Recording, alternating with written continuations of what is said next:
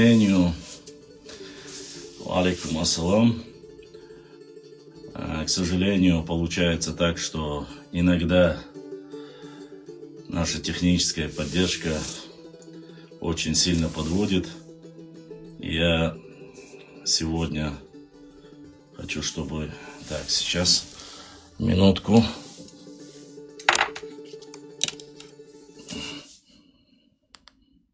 Вот так вот. Сегодня мы должны были... Ибрахим, подключил ты уже? Далер салам маршал хейл. Сегодня нужно было, по идее, хотел начать разделить на две части и поработать, как я вам обещал, по симпозиуму, научному докладу в Грузии. Но поскольку буквально на днях произошло событие, которое очень болезненно отреагировало чеченское общество, часть чеченского народа, наши братья, ауховцы, произошел вопиющийся случай, и я бы хотел вас ознакомить с ним. Сейчас, как мы узнаем, Ибрахим подключил или нет, я ознакомлю вас с данным вопросом. Честно сказать, я ждал, пока наши братья, сами же ауховцы непосредственно, что же они думают по этому поводу, высказывания наиболее активных представителей этого общества. И хочу, чтобы вы все... Меня слышно нормально? Видно, слышно нормально? Дайте знать.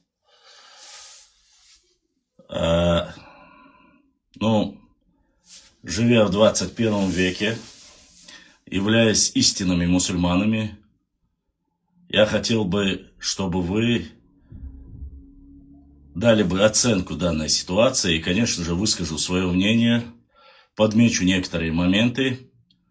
Сейчас я хочу вам показать, о чем же идет речь сейчас.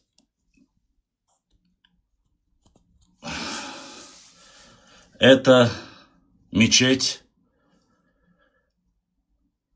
Ауховская мечеть 19 века, которую построили непосредственно чеченцы, ауховцы.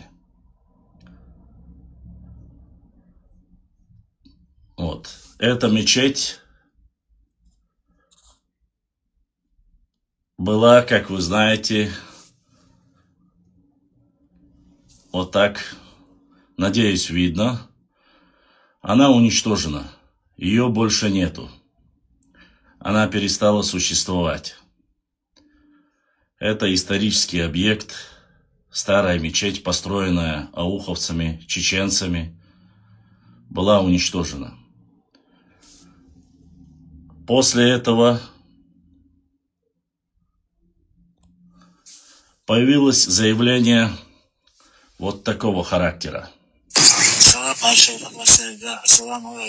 Мы стоим на том месте, где стояла старая чеченская мечеть, построенная в 19 веке чеченцами населения Ахташеву. Это подтверждается переписью населения, которая была произведена царскими властями в 1885-89 годах. Там указано, что в селении Ахташеву есть 4 действующие мечети. Здесь, которые разрушены, она была одной из этих квартальных мечетей. Чувствуя, что приближается вопрос решения этой мечети, мы неоднократно обращались во все органы с просьбой сохранить нашу историческую память. 7 числа на высоком уровне с участием всех заинтересованных сторон была достигнута договоренность, что до уточнения факта наличия этого здания мечети не будут произведены разрешительные работы. Но 7 вечером мечеть стояла, 8 утром мечети уже нет. Вот такие дела сделаны при администрации Казбековского района, селения Ленина. Это наша память, нам очень обидно, что здесь мечети таким образом. мечеть нельзя разрушать, мечеть нельзя разрушать. Бизнес, намерение построить еще лучшую мечеть именно на этом месте. Допущено нарушение исламских нормов, и мы возмущены этим делом.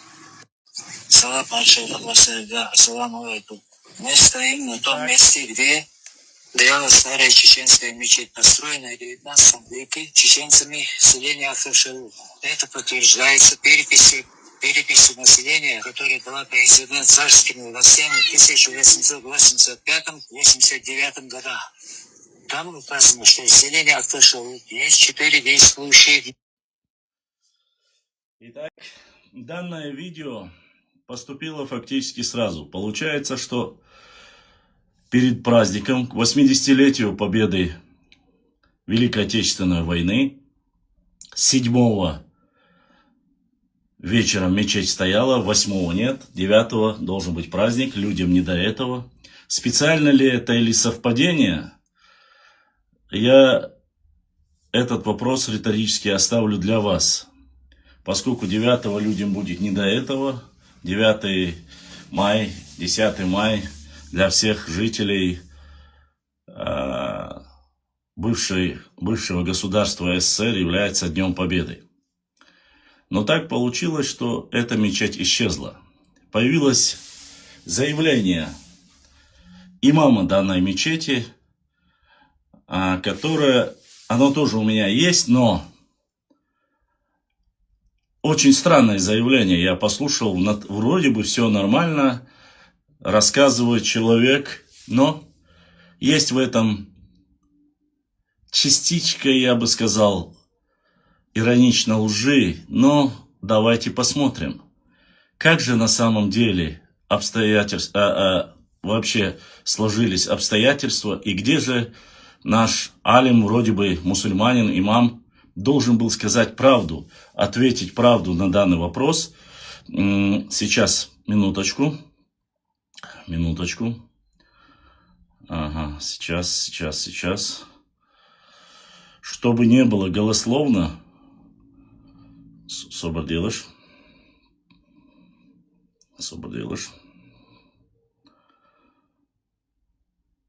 Угу. Так. Я хочу, чтобы всем было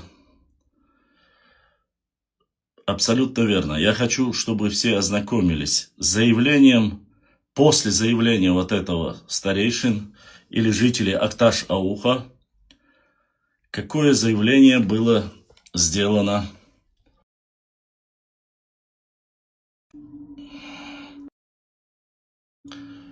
Какое заявление было сделано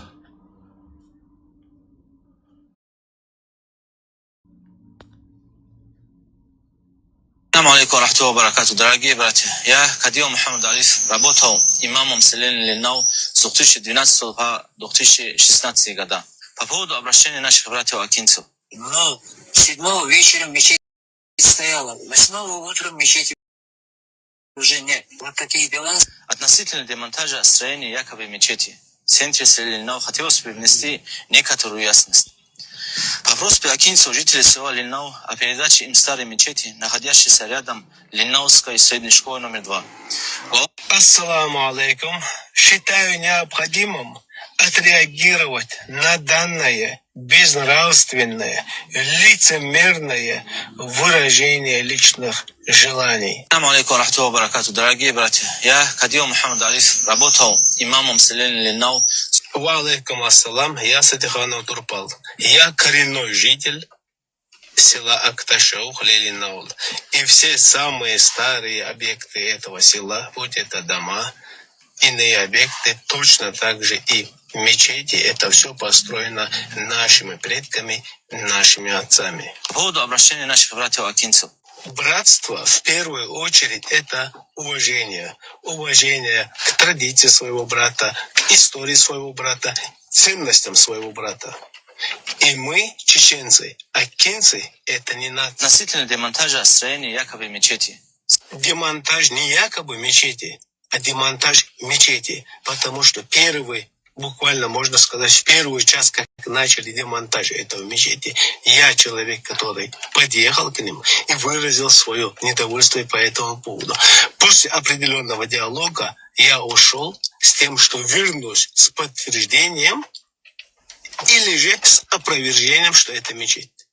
Через некоторое время я вернулся и сказал то, что у меня есть подтверждение, что это является действительно мечетью. Просьбы Акинцу жители села Линнау о передаче им старой мечети для деятельности религиозных органов. Но, к сожалению, эти мечети так и остались заперты для посетителей. Так как прозвучало то, что эти мечети, к сожалению, закрыты для посетителей, тут я хочу сказать то, что мы эти мечети взяли в очень плачевном состоянии. Мы внешне их отреставрировали, придав им максимально первозданный вид. Нам еще предстоит поработать в этих мечетях изнутри. А так я хочу сказать то, что до того, как эти мечети перешли к нам, и до того, как мы их заперли, в этих мечетях алкоголь распивали. Все выкупил участок вместе с строением из Выкупил участок у кого? У того, кто построил эту мечеть? законным владельцем участка было Выкупил участок у кого? У истинного хозяина этого участка? У того человека, который жил на этом участке до того, как нас выслали? здание было решено 7 мая. Почему не говорится ничего о встрече, которая произошла днем 7 мая между представителями чеченского общества, также и представителями аварского общества? Также на этой встрече присутствовали представители муфтият Республики Дагестан. Встреча закончилась на том, что вопрос этой мечети остается актуальным до того момента, пока не решится вопрос, является это мечетью или нет. Так как чеченская сторона подтверждала, что это является мечеть, а аварская сторона говорила, что это не является мечетью. У нас были все необходимые доказательства тому, что это является мечетью. Но мы никак не ожидали то, что эту мечеть могут разрушить после того, как к этому вопросу подключился муфтият Дагестана. Это для нас было очень неожиданно. Вас попросить наших братьев акинцев.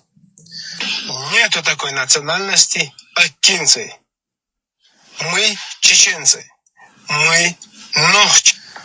В это непростое для нашей страны время не вводить людей в заблуждение, распространяя видеозаписи с недостоверными. Да, сегодня нелегкое время для страны. Но сложное время для нас, чеченцев, здесь продолжается с 1944 года и по сегодняшний день. Заблуждение людей не мы вводим. Заблуждение людей вводите вы. Ты представился как имам, религиозный человек.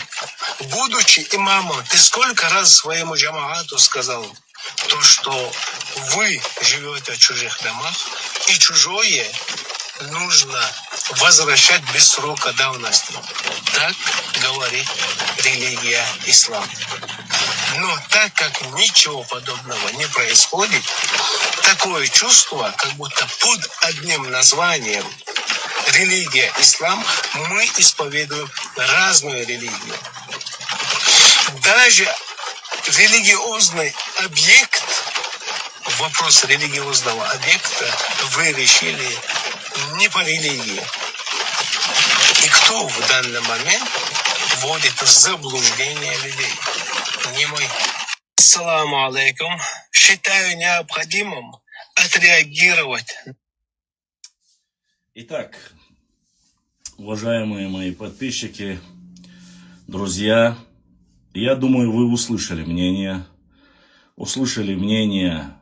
жителей Акташ-Ауха, услышали мнение более старшего поколения, услышали мнение имама мечети, который выступает и говорит, что якобы вводит в заблуждение. Честно сказать, для меня очень странно, хотя, в принципе, мы все знаем, что вот эти тяжбы идут на протяжении уже последних, наверное, лет 30-40. после того, как должны были ауховцам вернуть все земельные наделы, дома, старые мечети, вернуть название Аух и Ауховский район, всего этого не происходит. Когда мы обращаемся, нам начинают говорить про ислам. Они доходили даже до шейхов, которые проживают в Арабских Эмиратах, Саудовской Аравии, в Египте. Поднимали данный вопрос, изменяя и подменяя понятия после того, как получали ответ, что не имеет срока давности, если вы взяли харамное, а это харамное, у мусульман, несмотря на срок давности, вы должны обязательно вернуть земельные наделы, дома, все, что принадлежит другим мусульманам, которые вы получили харамным образом от Иосифа Виссарионовича Сталина и его ставленника Даниялова. Вы должны прекрасно были понимать, тем более, что нету ни Сталина, ни Даниялова, никого нет. Вернулись, принят закон о реабилитации, принятые внутренние региональные законы о том, что нужно вернуть дома ауховцам. Вместо этого вы до сих пор ведете судебные тяжбы с ауховцами, с братьями-мусульманами, с чеченцами, которые проживали сотни, тысячи лет на этих землях. Пускай это будет сотни лет, 200 лет, 300 лет. Но они халяльно являются хозяевами этих домов. Мы много раз говорили о том, что непосредственно для мусульманина это харам. Поэтому я прошу, чтобы каждый человек понимал, мы переживаем, мы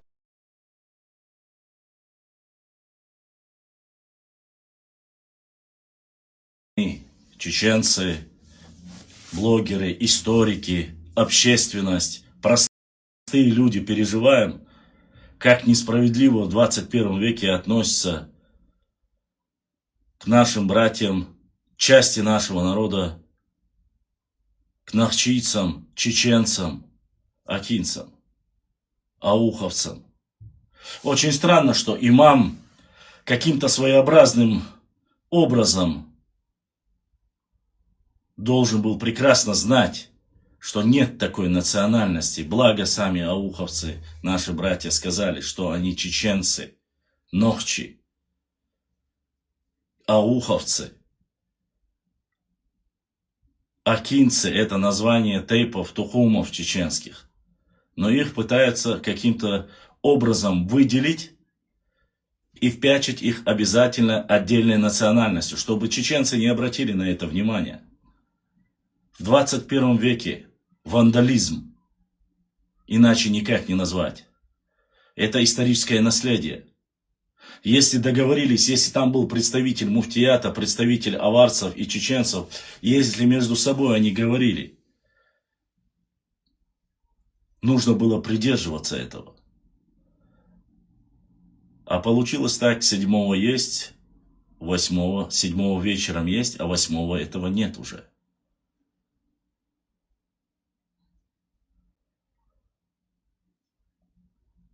Поэтому как нужно говорить, как можно осветить эту ситуацию? Мечеть уничтожена. Это культурное наследие 19 века. И говорить о том, что, мол, якобы законным хозяином данного участка вы договорились. Вы уверены в этом? Законный хозяин этого участка – чеченец-ауховец. Но вы под разными предлогами, хоть федеральный центр принял закон о реабилитации, Региональные правительство тоже приняло закон под разными предлогами, не переезжая построенные новые дома, или же странным образом, когда пропали какие-то федеральные деньги, которые были направлены на ваше переселение, вы, не возвращая дома ауховцам, вместо этого говорите о законных хозяевах данного участка. Еще раз повторюсь, мы об этой ситуации знали еще с 8 числа. Я лично знал об этом. Но я ждал реакции самих жителей, чтобы наши соседи, мусульмане, не говорили, сами ауховцы молчат, а вот соседи об этом говорят.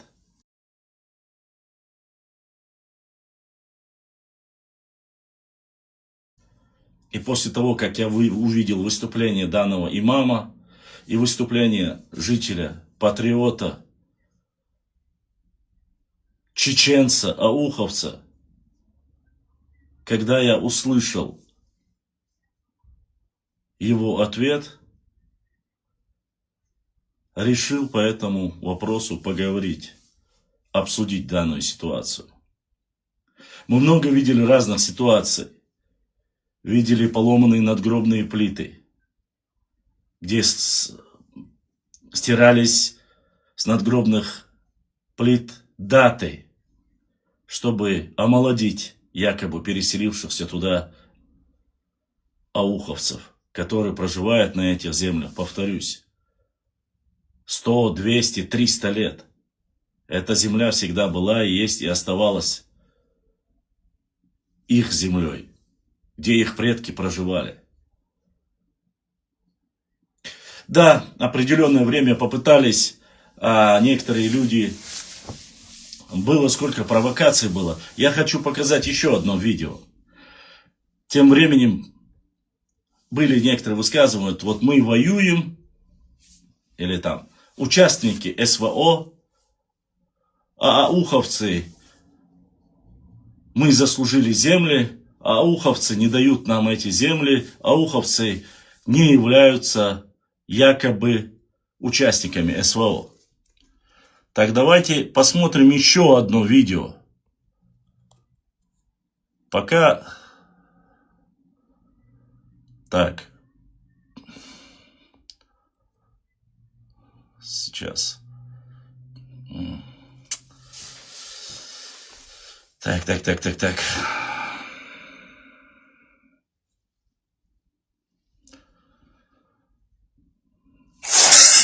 После сегодняшней нашей боевой задачи и выполнив ее, мы решили все-таки поздравить наших рядов. Поздравляю всех 80-й годовщины Великой Отечественной Победы от лица ветеранов, чеченцев Ауховского района, которые героически проявляли стойкость и подвиги на фронте. А также поздравляю всех ветеранов войны и просим взять во внимание за восстановление Ауховского района. Огонь!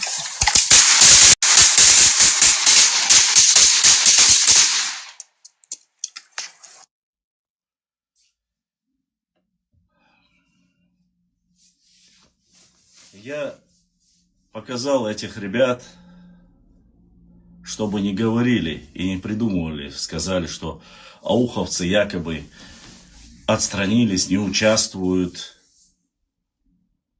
и так далее и тому подобное. У нас же любят сразу передергивать. Поэтому достойные сыны чеченцев, проживающего в Ауховском районе, который находится сегодня на передовой, поздравляют с 80-й годовщиной, просит восстановления Ауховского района. А тут 7-го, в преддверии этого праздника, ночью убирают мечеть. Я понимаю, что нужно там обновление, там мечети, восстановление, все остальное. Но кому принадлежит эта мечеть? она принадлежит чеченцам, ауховцам. Понимаете? Это же можно было просто-напросто по-человечески договориться, как истинные мусульмане. Мало того, что не возвращают дома, мало того, что не возвращают участки земельные наделы, теперь и начали избавляться от исторического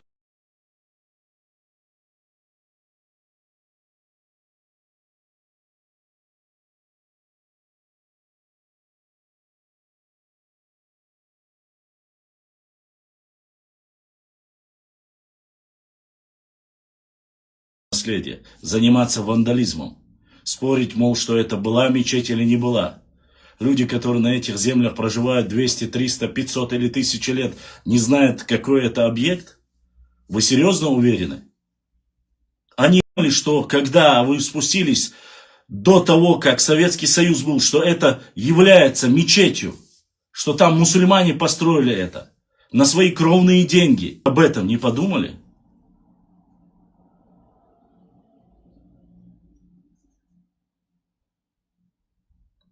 Мы прекрасно помним, как вы, памятник ветеранам Великой Отечественной войны, я был на его открытии.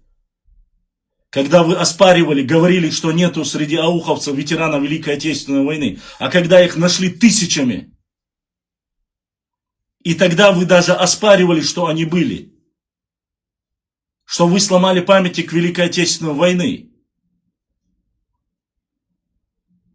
что вам не нравится каждый раз, когда собираются на день депортации чеченцев, Ауха и Ауховского района. Что вы в свидетельстве о рождении пытаетесь писать чеченцам национальность акинцы, мать акинка, отец акинец. Что вы пытаетесь поссорить между собой чеченцев.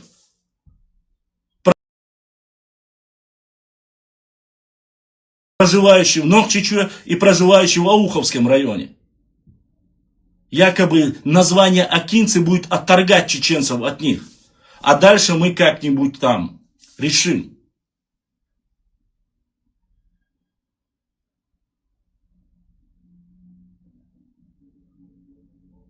Вот.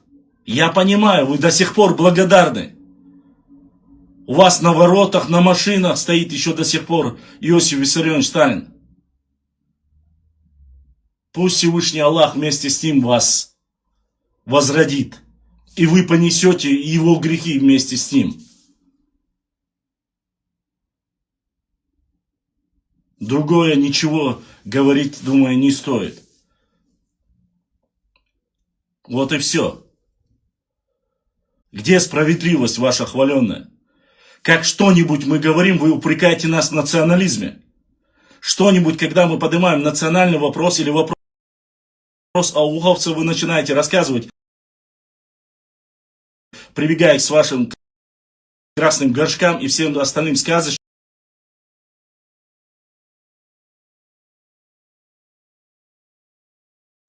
что якобы им выдали новые участки, выдали новые дома, выдали им денежные средства для того, чтобы они могли не возвращаться в дома эти. Где они? Где эти списки? Почему есть списки невозвращенных домов 2660 из 3000? Частично их вернули те, которые побоялись Аллаха и ушли сами. Как семья Хабиба Нурмагомедова.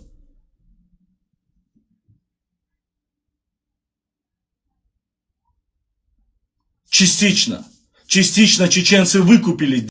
Вам не стыдно? Хотя, кому будет стыдно, если с футболками, в шортах Сталина выходите и так далее и тому подобное. Это победа всего советского народа. Многие политологи, ученые российские говорят, что это победа именно советского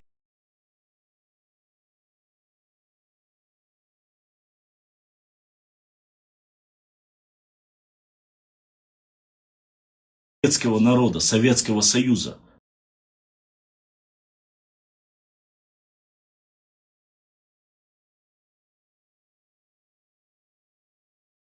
Людей, которые проживают в ней. Многих сотни тысяч, которых погибли, в том числе Тысячи ауховцев, десятки тысяч остальных чеченцев, которые погибли на полях сражений Великой Отечественной войны. Вроде бы памятники Великой Отечественной войны ломать, это как? Это тоже, понятное дело, вы скажете, там, мы не мусульмане, тот, кто это сделал. А тот, кто ломает памятники ветеранам Великой Отечественной войны, или жителей, допустим, табличку имама Алим-Султанова, который сломали, ее-то восстанавливают, ауховцы восстанавливают это все каждый раз. Вам не понравилось, что, оказывается, имам Алим-Султанов спел песню про Байсангура Биноевского?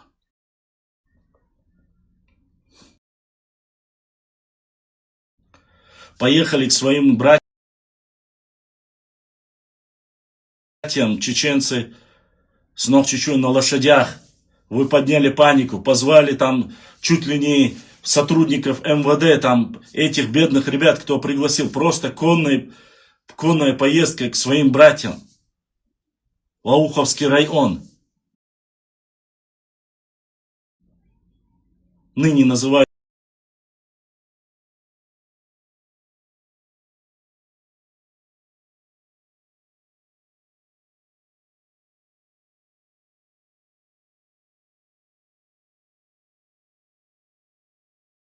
Новолакским. Этих ребят затаскали по судам, обвинили в чем только не попало.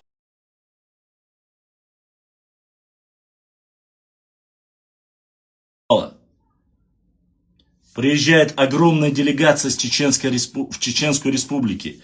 Данаго и остальных, которые искали там наибов имама Шамиля, в Чечне их носят на руках. Их отвозят, их кормят, им показывают. К этому вы прибегаете?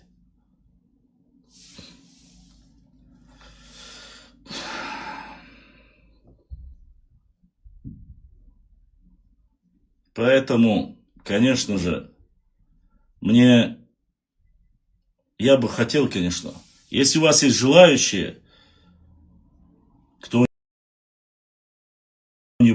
кто-то хочет добавить или опровергнуть меня, вот идет прямой эфир.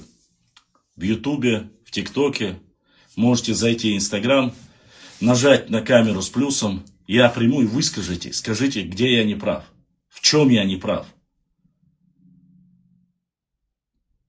В чем? Зачем уничтожать? Вот у меня возникает, может потому что я закончил исторический факультет, я не знаю, люблю историю. Может мне кажется, что это просто вандализм, а вам так не кажется? Это мечеть, это дом Аллаха. Ну хотя бы имейте какое-то человеческое, я не знаю, что-то мусульманское. Встретьтесь, поговорите с людьми. Поговорите с ауховцами. Вы встретились, вы поговорили, сказали, все будет хорошо или нехорошо, что разберетесь. Подождали, пока чеченцы-ауховцы уйдут, и ночью уничтожили мечеть. Мусульмане.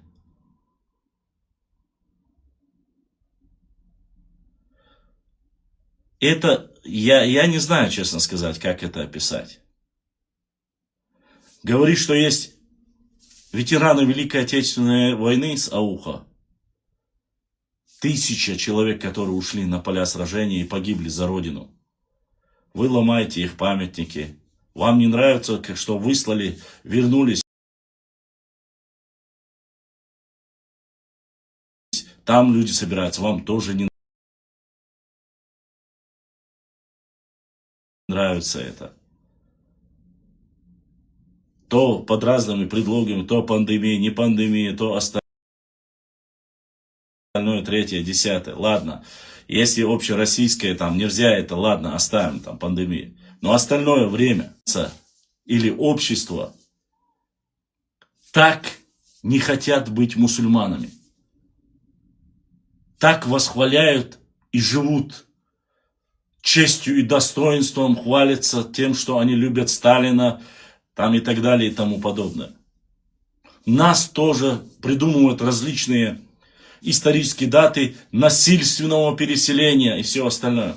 Документы посмотрите, где Даниялову отказывает МВД СССР, где он попросил огромное количество грузовиков ГСМ, то есть горючих смазочных материалов, чтобы переехали на плоскостные территории. СССР отказывает, говорит, об этом не просили ни грузины, ни осетины, ни терские казаки, которые заселяют чеченские дома. И вам тоже обойдетесь. Документы есть. Вы не то, что насильственно туда их переселили. Нет, это было не насильственно. Вам хотелось комфортом заехать в горячие еще дома. Документы о том, как разворовывалось все, что было у чеченцев, не только Ауха, Ножа-Юрта и остальных районов, как раскрадывалось сено, все, скотина, лошади, остальное. Эти документы есть. Архивы Министерства обороны, МВД СССР, они рассекречены. Вы можете посмотреть это. Здесь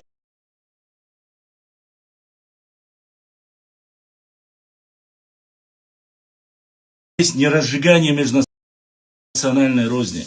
Здесь речь идет о истории нашего народа. Истории наших братьев-ауховцев, которые всегда рука об руку помогали всем остальным дагестанцам. Жили мирно, сосуществовали хорошо. Был у них Ауховский район. Некоторые иуды и так называемые историки, исследователи начали выносить, называть порожняк свой, говорить, что Аух просуществовал всего лишь 2 года, или год из 1,5, или там месяца 2-3, там по-разному бывает, разные нарнийские сказочники. Ни стыда, ни совести не имея, как будто они не помнят великого имама Шамиля. Когда был имам Шамиль, был ли Аух, посмотрите, ауховское наибство было. Посмотрите, особенно посмотрите, когда она входила в Терскую область, до того, как его присоединили к Дагестану. Ни стыда, ни совести нету. У людей, которые взрослые люди, могли сказать, вы о чем говорите? Аух существовал со времен Шихмурзы Окотского. Акинцы проживают там на протяжении хотя бы, ладно, 1000 лет, нет, греческие ученые, историки вам не важны, вы говорите неправду, ладно, пускай это останется. Вы хотя бы период Шихмурзы Окотского, который проживал в Аухе, Аух в то время был намного больше, и вы прекрасно это помните. Ну, благодаря политике Ермолова, начиная с Петра I, Аух стал меньше, и в конце концов в 1944 году его переименовали. И эти люди до сих пор, они не хотят отторгаться, они не хотят отсоединяться, они хотят восстановить свой район, восстановить свои мечети, восстановить свои дома, где проживали их предки. Сегодня там проживают мусульмане, по крайней мере, они так говорят. Я не хочу, я не исламский деятель, не могу выносить вердикт им, мусульмане они или нет. Пусть Всевышний Аллах рассудит их.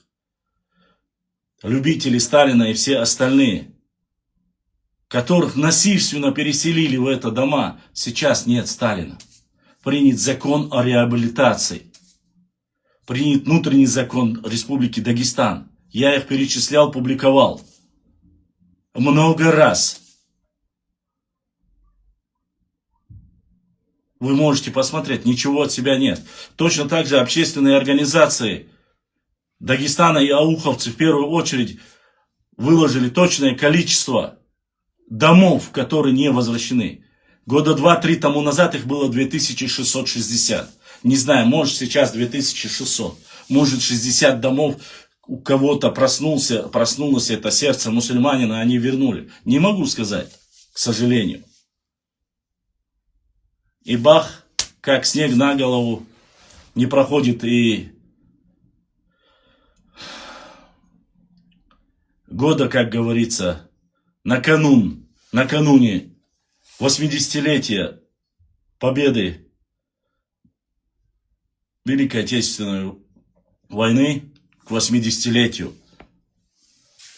Пока многие ауховцы участвуют в эти тяжелые дни, находятся на полях сражения,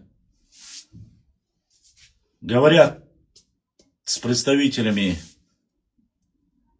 чеченцев, ауховцев, аварцы, представители духовенства, муфтията, ночью берут и убирают.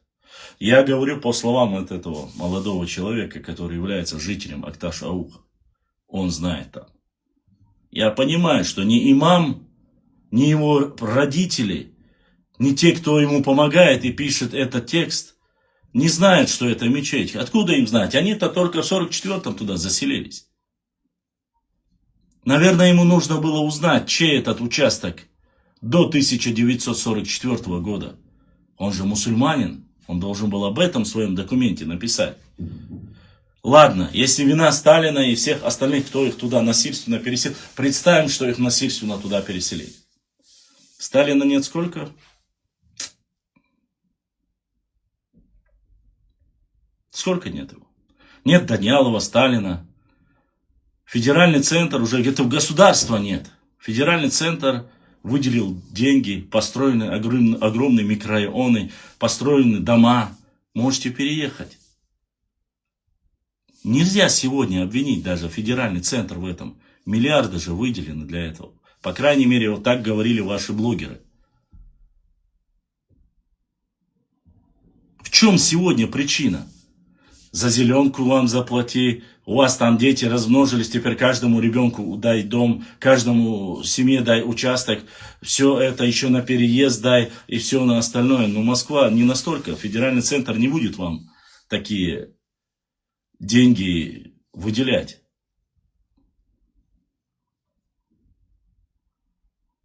Поэтому, по моему мнению, это чистейший вандализм. Жалко, что этот парень, который проживает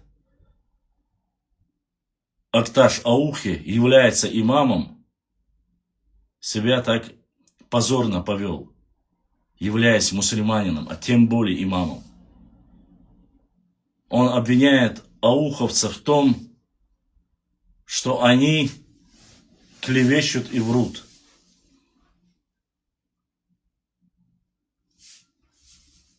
Это болезненный вопрос. Это большая проблема. Я понимаю, если была бы другая вера бы, разная вера была бы у ауховцев, лакцев и аварцев. Но мы все мусульмане, по крайней мере, мы-то точно я знаю, а вот те, кто не выходит из домов мусульман, тем, кто до сих пор наслаждается, делает намаз на харамном, растит, рожает детей на харамном, поедает еду харамную, потому что они все, получая за счет этих земельных наделов и этих домов, все, что происходит там, не может быть халяльным, потому что дома их, этих потомков, кому принадлежат эти дома, они до сих пор есть, они живы, они просят и говорят: верните, по законам Аллаха верните, по законам России верните, по законам адатов, братства и добрососедства верните. Но нет, ни одно из этих действий на вас не действует. И вы хотите, чтобы все молчали. Чтобы молчали, вы придумываете новую нацию. Это ваша идея фикс.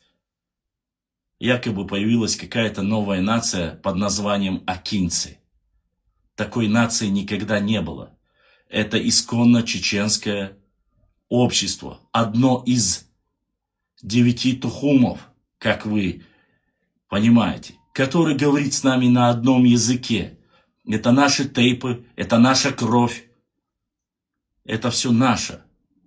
Но так получилось, что имамат распался, что советская власть добавила, отняла, куда хотела. И каким путем его присоединили, кому это пусть останется на совести тех людей, кто это сделал. Мы нисколько не хотим разжигать межнациональную рознь, хотим добрососедских отношений. Ко мне очень часто заходят некоторые лакцы и некоторые аварцы, говорят, а в чем проблема? Почему вы ко всем хорошо относитесь? К лезгинам, которые так далеко от вас живут, почему вы их так любите?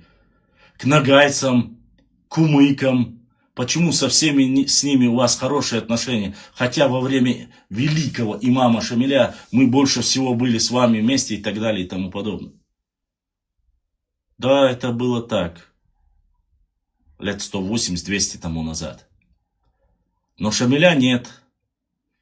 А потомки того самого Шамиля заняли в 1944 году дома своих братьев-мусульман, нахчийцев, чеченцев, ауховцев. И до сих пор не возвращают. По каким законам сегодня проживают они там? По мусульманским? По законам имама Шамиля? По адатам? По законам Российской Федерации? Я не думаю. Я не уверен в этом. Восхваляя, специально делая, восхваляя душегуба, который убил десятки, сотни, миллионы ни в чем не повинных людей, не только чеченцев, карачаевцев, болгарцев, ингушей, немцев, татар, самих русских огромное количество убил. Ваш любимый Сталин. Я люблю Советский Союз. Я родился во время Советского Союза. У меня нет плохого отношения к Советскому Союзу. Тем более позднему. У меня есть презрение и ненависть к людям, которые выслали моих предков. Ни за что. Наш народ за то, что выслали. Ни в чем не повинны. Сегодня историки давно доказали это. Ни ауховцы, ни остальные чеченцы не дарили никакого белого коня. Они не переходили на сторону гитлеровской Германии, как вы говорите, миллионной армии, как это сделал Власов. Среди людей, которых сдался в плен, самое малое количество чеченцев и ингушей, которые попали или сдались в плен. И так далее и тому подобное. Вы все это прекрасно знаете. И несмотря на это, когда судебным решением в Ауховском районе мужчина выиграл суд, пришел, сказал, отдайте наш дом, что вы заявили? Женщины ваши, не мужчины, а женщина ваша заявила, вы предатели народа, если бы вы не были бы, у вас бы не забрали бы это все. Это 21 век, это буквально 2-3 года тому назад. Где были имамы, где были остальные, которые мечети осудили и сказали? Поэтому нужно думать об этом, нужно понимать это. Вот. Если у вас есть вопросы, задавайте вопросы. Если нету, хочу сказать одно. Огромную благодарность за мужество, смелость части нашего народа, части нашего народа ауховцам. Братья ауховцы. Ваша беда, наша беда. Вам больно, нам больно. Пусть Всевышний Аллах своим хукумом накажет всех виновных. Всех тех, кто поступает не по исламу. Пусть Всевышний Аллах своей милостью и милосердием накажет всех, кто живет на харамных домах, харамных участках и разрушает дома Всевышнего Аллаха. Без разрешения тех самых людей, кто построил эти мечети. Аллаху амин. Душой и сердцем мы с вами. Все, что вы знаете, мы доводим до общества, доводим до всех остальных кавказских народов. Всех жителей Южного федерального округа и Северокавказского федерального округа. Пусть люди знают, что чеченцы-ауховцы самые миролюбивые, самые трудолюбивые, участвующие везде, там, где участвуют остальные жители Российской Федерации. И к ним так несправедливо относятся.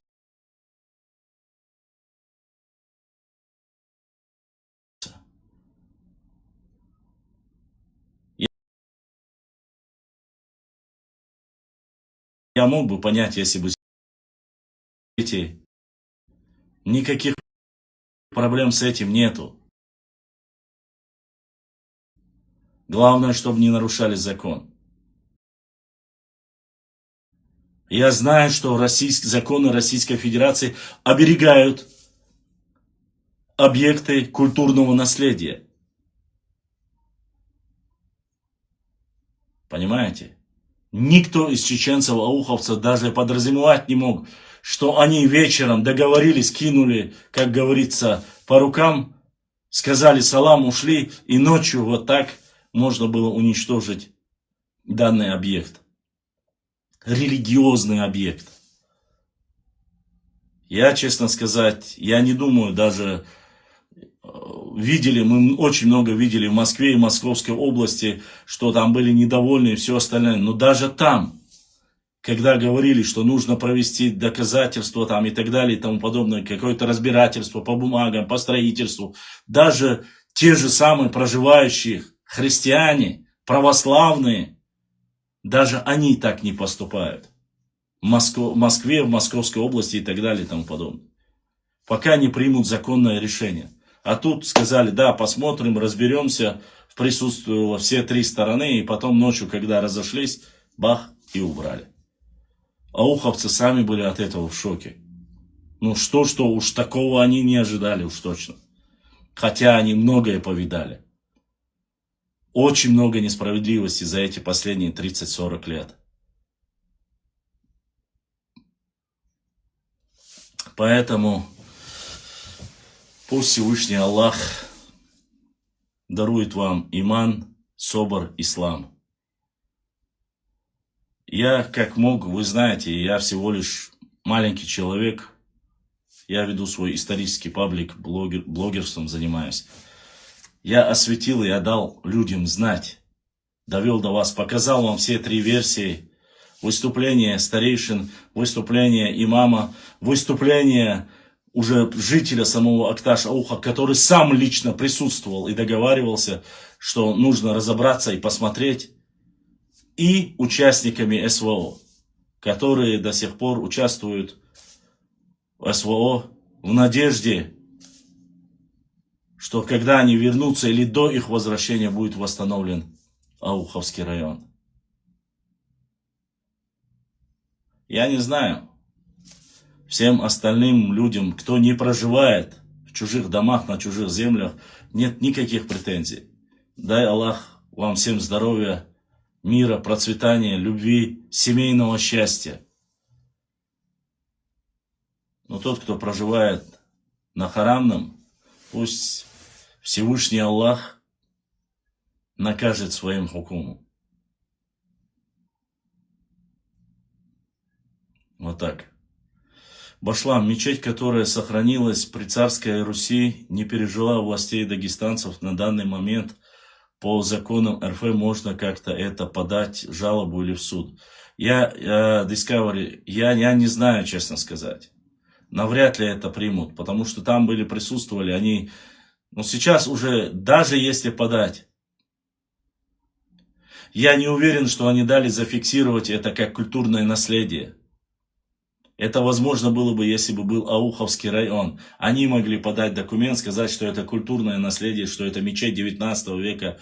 Потом скинуться, восстановить, сделать красавицу там. И всем говорить, вот эта мечеть существует с 19 века.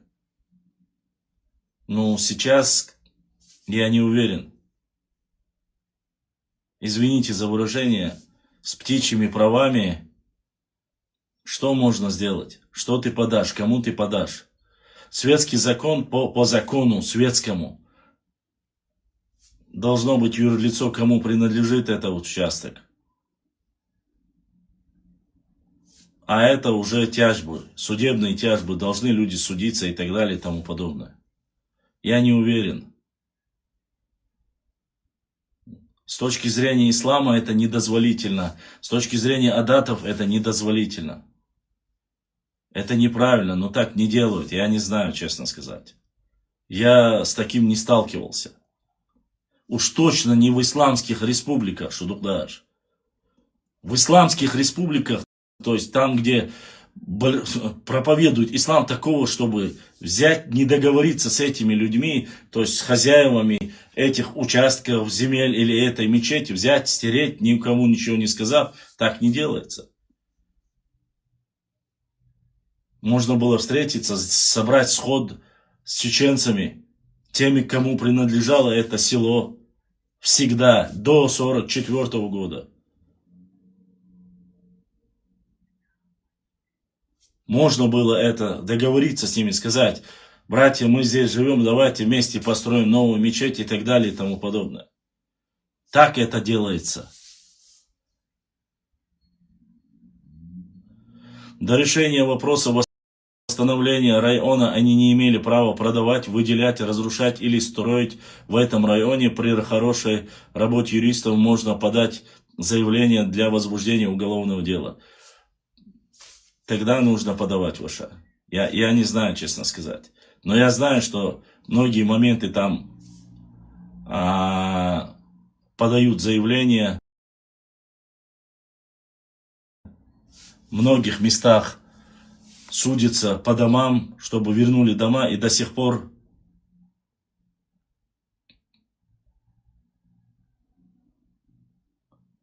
происходит то же самое. Не возвращаются дома.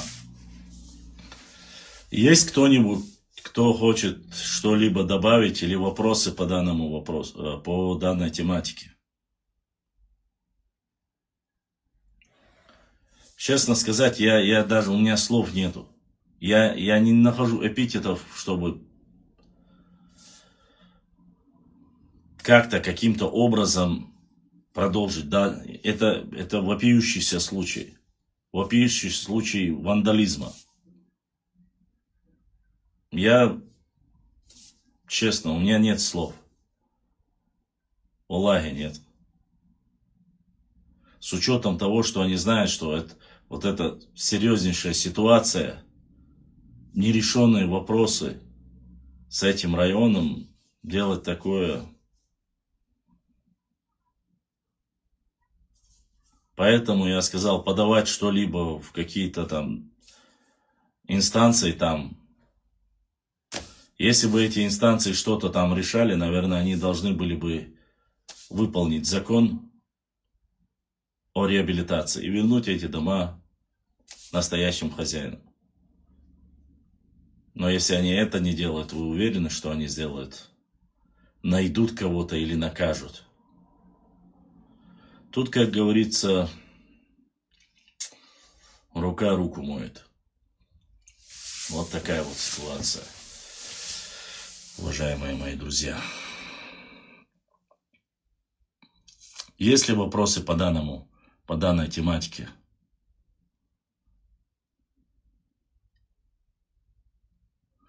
Там не только этого села, Шамиль. Это весь Ауховский район. Акташ, Аух в том числе.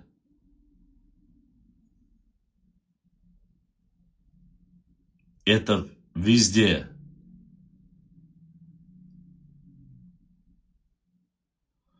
Но видишь, если нету ни светских, были представители.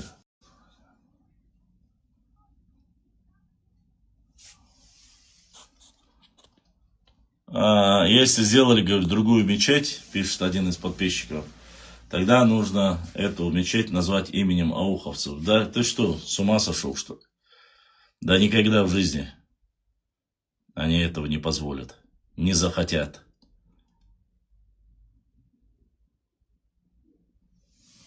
Не захотят.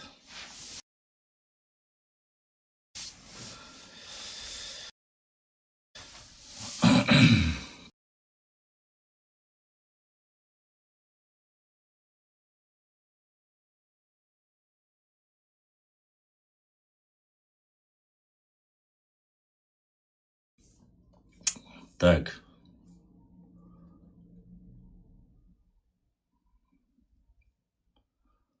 Запросов больше.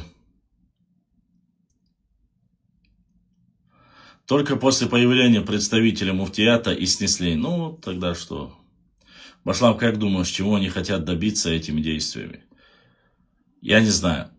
Я бы сказал, что это провокация. В тяжелое время для всей России занимаются подстрекательством и провокациями. Я бы это так назвал. Иначе я не знаю даже, как это назвать. Иначе я не знаю. Каждое 23 число самое высокое, так сказать, руководство Новчечуя, Чеченской Республики, напоминает им и говорит: наши братья-мусульмане и соседи, мы помним и знаем, что вы не вернули дома части нашего народа ауховцам. Верните их дома, верните их земли, восстановите их район. Нет никаких проблем с этим, чтобы это совершить и сделать. Но тут, я так скажу, походу дальше Ауховского района стоит такой звуковой занавес. До них не доходит это. Ва алейкум ассаламу рахматуллахи ва баракатуху. До них не доходит, что Аух и земли ауховцев принадлежат не им. Блогеры, конечно, должны освещать проблему Ауху, доктор Гантимиров. Я не могу сказать за других блогеров. Я 2 дня ждал. Уже 3-й день. Нет, 2 дня получается, да? 8-го уничтожили, 9-е, 10-е сегодня. Да? 10-е сегодня? Или 11-е? Но не суть. 2-3 дня ждал. Когда его только снесли, на 2-й день, что снесли мечеть, я уже знал. Я ждал, пока не знал просто это по разрешению самих ауховцев. Акташ Ауха. Или же нет. Поэтому молчал. Но потом, когда уже увидел заявление, когда увидел 11-е, значит 3 дня уже. Когда увидел заявление, когда увидел вот это подстрекательство, и якобы акинцы начинают говорить вплоть до имама, не чеченцы-ауховцы, а акинцы. Я-то понимаю, для чего. Мы об этом очень давно говорим, и это целенаправленная работа. Когда свидетельство о рождении или на госуслугах стоит строка несуществующей нации, которая называется акинцы. Нет такой нации и никогда не существовало. Это одно из тех непосредственно случаев, когда на сайт госуслуги можно записать все, что угодно. Не везде по этому субъекту. Опять же, мне это прислали.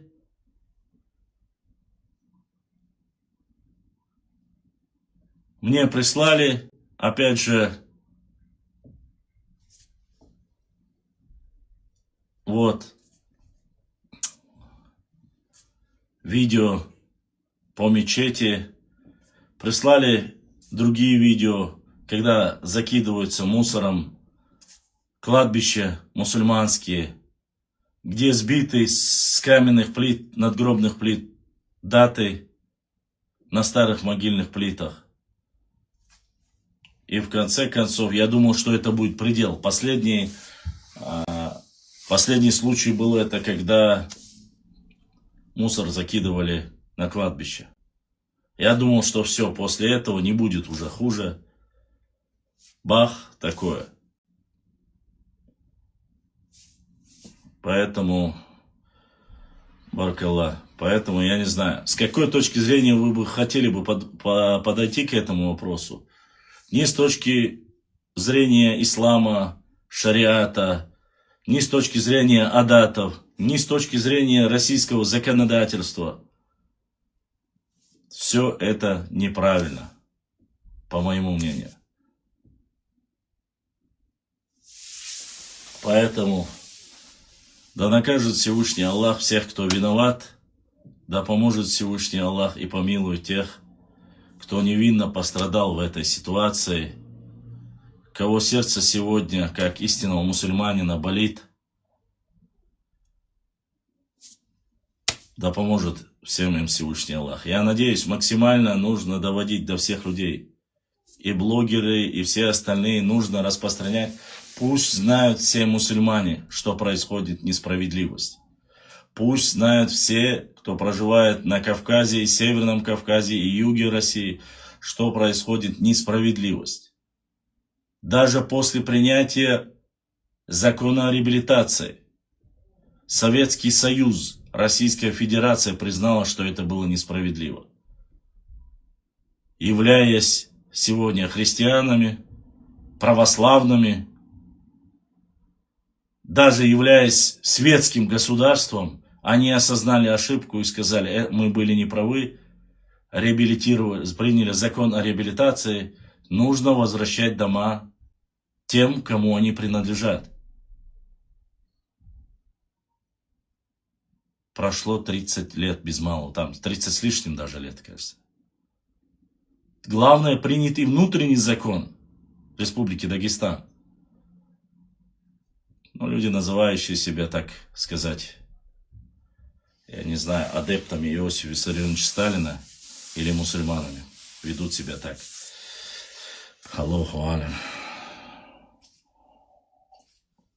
Ладно, если больше нет желающих по этому вопросу кто-то зайти в эфир и поговорить об этом, я хочу перейти, как бы мне это не было сложно, я хочу перейти уже ко второй части нашей темы. Это, как я вам обещал, в пятницу мы провели прямой эфир, и я вам зачитал как раз таки доклад историка великого, потомственного из Республики Дагестан, который так сильно переживал то, что арстхоевцы являются не чеченцами, а они на самом деле являются ингушами. Однако, не говоря о том, что часть арстхоевцев, которые проживают в Ауховском районе, точно так же им не возвращены дома. И там проживают сородичи, собратья Красного Горшка. Об этом он ни слова не сказал. Выступая в Грузии, где читал на симпозиуме о морали, нравственности высоких, апеллируя высокими, грамотными словами, в его понимании, пытался задеть каким-то образом чеченцев, чеченских ученых, руководство Чеченской Республики. Завуалированно. Он так понимает, он думает, что все здесь настолько глупы, что Красный Горшок, видать, ему последний котелок-то этот горшочек мозги припек и прижал, что он думает, люди настолько глупые, не знают, что он несет. Не сказал ни одного слова. Лошок наш, что в Аухе те же самые арстхоевцы, как он называет их, одно из чеченских исконных обществ, и тухумов, и акинцы, один из чеченских тухумов, проживающий ныне в Республике Дагестан на своих исконных землях, не могут никак вернуть свои дома, потому что братья Красного Горшка не возвращают их. Даже когда переезжают, продают их только целенаправленно другим сюри, но не отдают чеченцам. Ну, Аллаху алям. Сегодня я хочу зачитать, точнее, рассмотреть второго докладчика, тоже чеченофоба, который выступал на данном симпозиуме. Но он здесь записан как Хамарс Коастой, историк, политолог, независимый исследователь государства Финляндия. Приехал в Грузию, Тбилиси, на научный симпозиум выступать перед студентами Тбилисского государственного университета. Ну, студентами или кто там, я не знаю. Проводимый культурным домом Ингушетии, кажется, так он называется, я точно не знаю, как он точно называется. Мне дела нет. Еще раз повторюсь вам, изначально, что речь не идет о наших братьях-ингушах. Речь идет о людях, которые, поехав договариваться о дружественных отношениях с грузинским государством, решил зачитать и рассказать грузинам об истории возникновения наших народов, происхождения наших народов. Вроде бы они должны были взаимоотношения грузин и ингушей там делать доклады, мы красавчики, вы красавчики, мы братья и так далее и тому подобное. Не было бы никаких вопросов. Но вместо этого они поехали, и чем же они там занимались?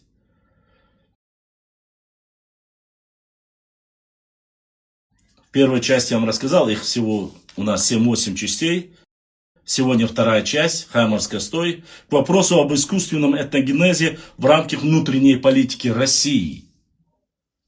Называется доклад таким образом. Доклад, или я не знаю, как это зачитывать.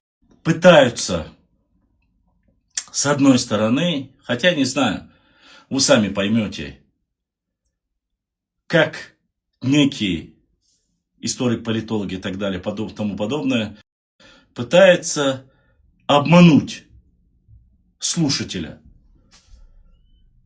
студентов из Грузии. И второй момент, я и в прошлом эфире это говорил, хочу услышать от вас,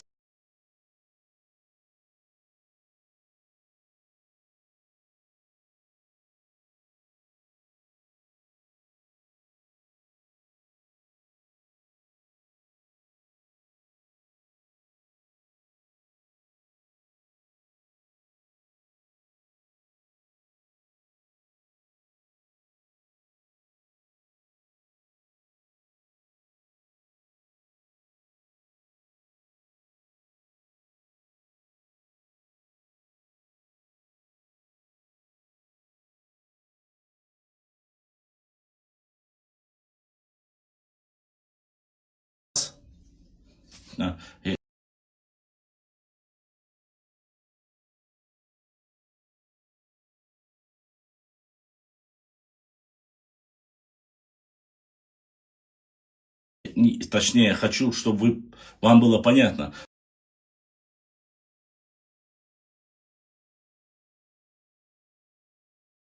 Почему в стенах грузинского государственного университета, да, Тбилисский государственный университет, позволяют так небрежно, своеобразно даже, я бы сказал, оскорбительно относиться к ученым.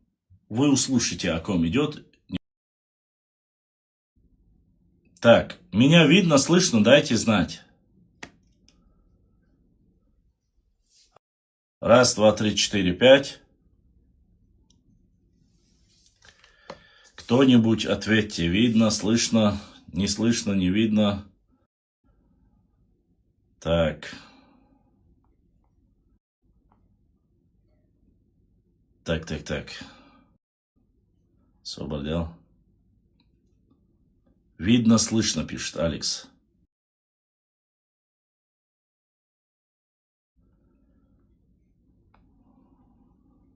Да, сейчас все. Итак, зачитываю вам. Важность обсуждения. Я прошу моменты, чтобы обязательно вы услышали каждое слово. Очень важно, чтобы вы акцентировали на это внимание. Возможность обсуждения темы обусловлена ошибочностью подходов к кавказским народам с периода завоевания Кавказа. Российской империи, стремившимся сначала сделать ингушей чеченским племенем.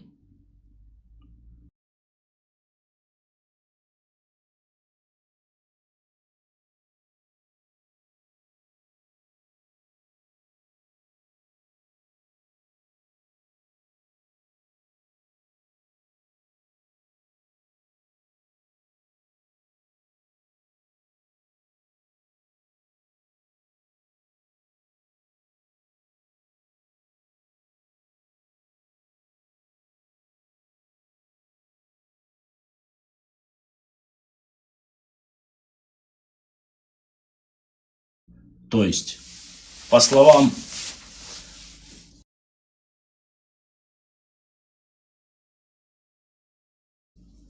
горе-ученого, он говорит, что стремились сначала сделать ингушей чеченским племенем. Скажите мне, просто дали вам название ингушей и сделала отдельный ингушевский округ. Ответьте мне на один простой вопрос. Понимаете, о чем я? Так, если у меня эфир зависает, я могу перезагрузить, посмотреть. Меня слышно, видно? Дайте знать.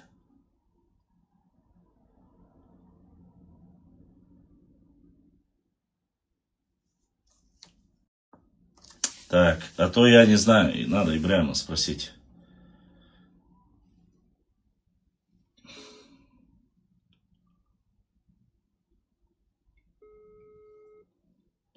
Так, вроде бы я вижу хорошо. Ибрахим, меня нормально видно, слышно? Периодами зависает, ба. Может мне перезагрузить быстро? Ну, здесь просят продолжать. Если еще раз начнет зависать, Ибра, напиши мне, хорошо? Хорошо тогда. У меня вопрос для всех зрителей тоже.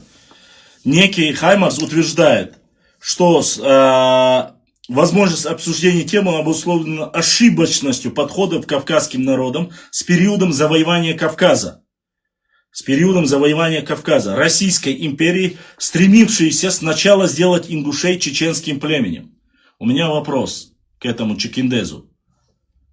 Каким это образом Российская империя пыталась вас сделать чеченцами, если как раз таки Россия вас назвала ингушевцами и создала в 1800 раньше ангуштовцами, юнгушами на картах написано, в конце ингушами.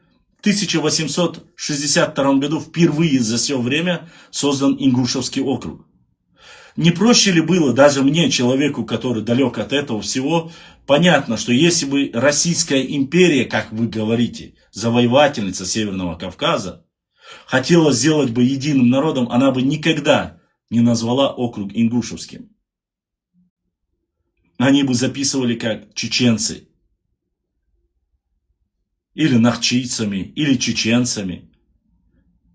Я думаю, что это было бы правильно.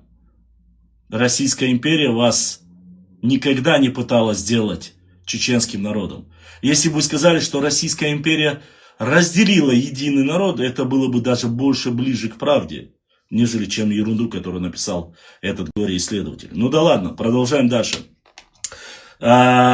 Стремившись сначала сделать чеченцев чеченским племенем, а затем и сталинского режима, пытавшегося искусственно объединить их в единую нацию войнахов, унифицировать языки, культуру, историю, сформировать общее государственное образование. Ну, что тут скажешь? Сталин не пытался, Сталин сделал то, что хотел. И сделал он с любыми остальными народами то же самое. Но тут ничего унифицировать и не нужно было. Между нами какой-то самый маленький процент различия. вообще, наверное, 0,05 там, может. Ни больше, ни меньше. В основном все одно и то же. Тут и не нужно было сильно прибегать. Я не видел сильную разницу во время объединения, чтобы прямо были такие протесты, говорить мы разные, мы говорим на разных языках, у нас разные традиции и все остальное. Это полнейшая чушь и ерунда. Не было никаких выступлений, митингов, стульев, рядов, ничего подобного. Когда, допустим, Иосиф Виссарионович Сталин, которого вы так упоминаете, пытался объединить чеченцев и ингушей. Читаем дальше, цитирую дальше. Несмотря на провал концепции нахизма, у человека появился новость, очень, я прошу, чтобы внимательно услышали, несмотря на провал концепции нахизма или войнахизма, дискуссии о слиянии ингушей и чеченцев в один народ и преступные реальные шаги политических национальных элит в этом направлении продолжаются и сегодня. Тут я попрошу немножко остановиться. Нету ни одного шага со стороны субъектов Федерации Чеченской Республики для того, чтобы поглотить или объединиться с Республикой Ингушетия. Ни одного шага. Мало того, глава Чеченской Республики, Рамзан Кадыров, официально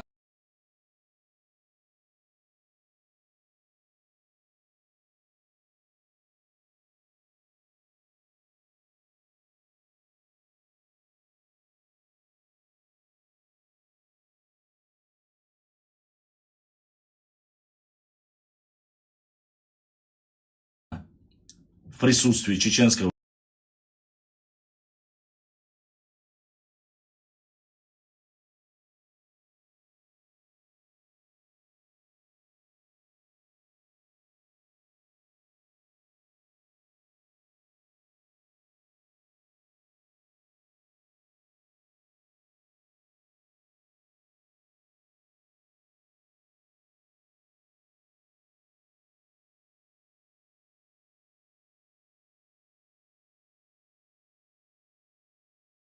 республика абсолютно и руководство Республики Ингушетия тоже абсолютно не пытается объединиться и не прикладывает никаких усилий. Тут наш сказочник финляндский да, зависает, да.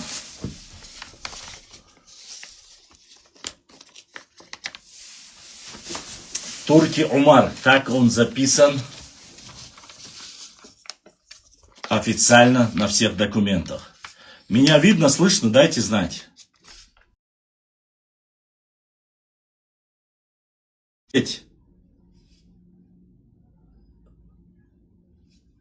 Об Ауховской мечети. В начале данного эфира мы ему посвятили почти что час времени. Нисколько не сожалею. Там можете посмотреть, там вначале можно посмотреть обязательно. Я загружу, можете проверить. Видно меня, слышно, все нормально? Не зависает сейчас, в данный момент?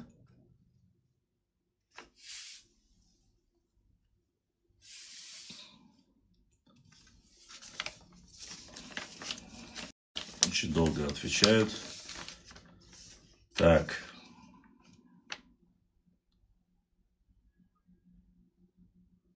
Машал, ты можешь их называть по именам? Кого их? Кто-нибудь скажите, слышно, видно меня? Напишите, дайте знать.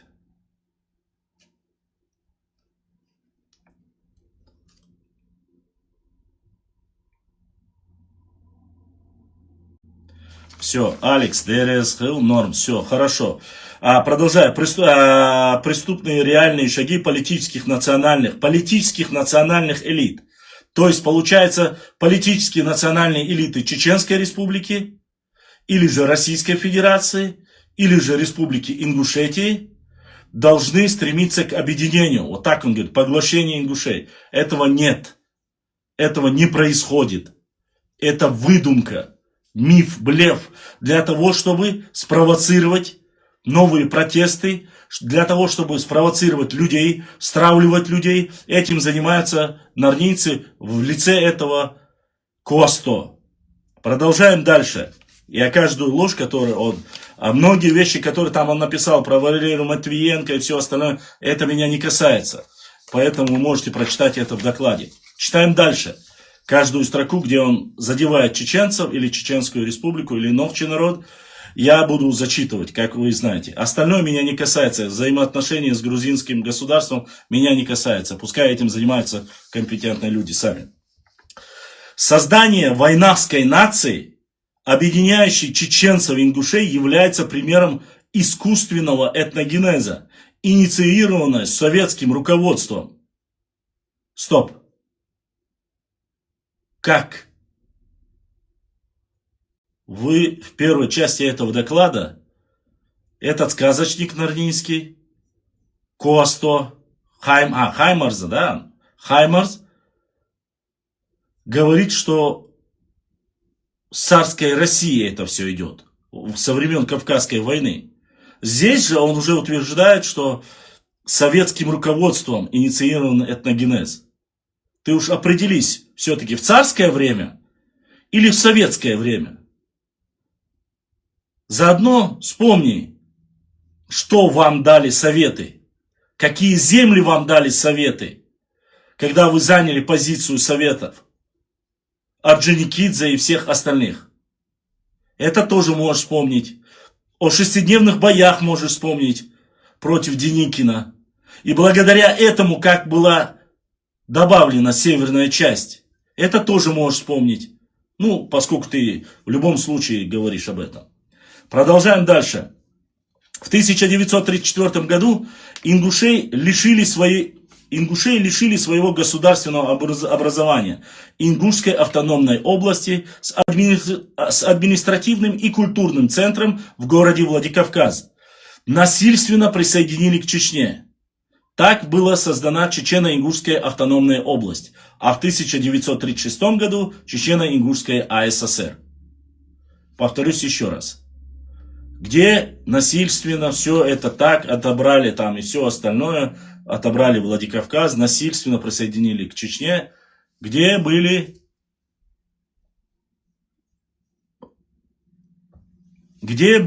митинги, где было, вы же говорите, мы всегда, во всех докладах там было указано, что нас насильственно присоединили, что все остальное и тому подобное, где это все происходило. Где документы о том, что говорят, что вот люди вышли, тысячи хотя бы людей вышли и противостояло этому. Ничего подобного нет. Ну да ладно, я тебе скажу больше, Хамас. Чеченцы потеряли от этого слияния намного больше. Валлахи, биллахи, таллахи, чеченцы потеряли от этого намного больше, потому что, если бы не было этого слияния, сегодня бы Сунжинский и часть Малгобекского района была бы в Чеченской республике. Эти два куска, два района были присоединены к чеченцам, присоединились добровольно, сами, в 1929 году. Сами добровольно. Жители, проживающие там. И только через 5 лет туда уже, как вы говорите, в 1934 году присоединили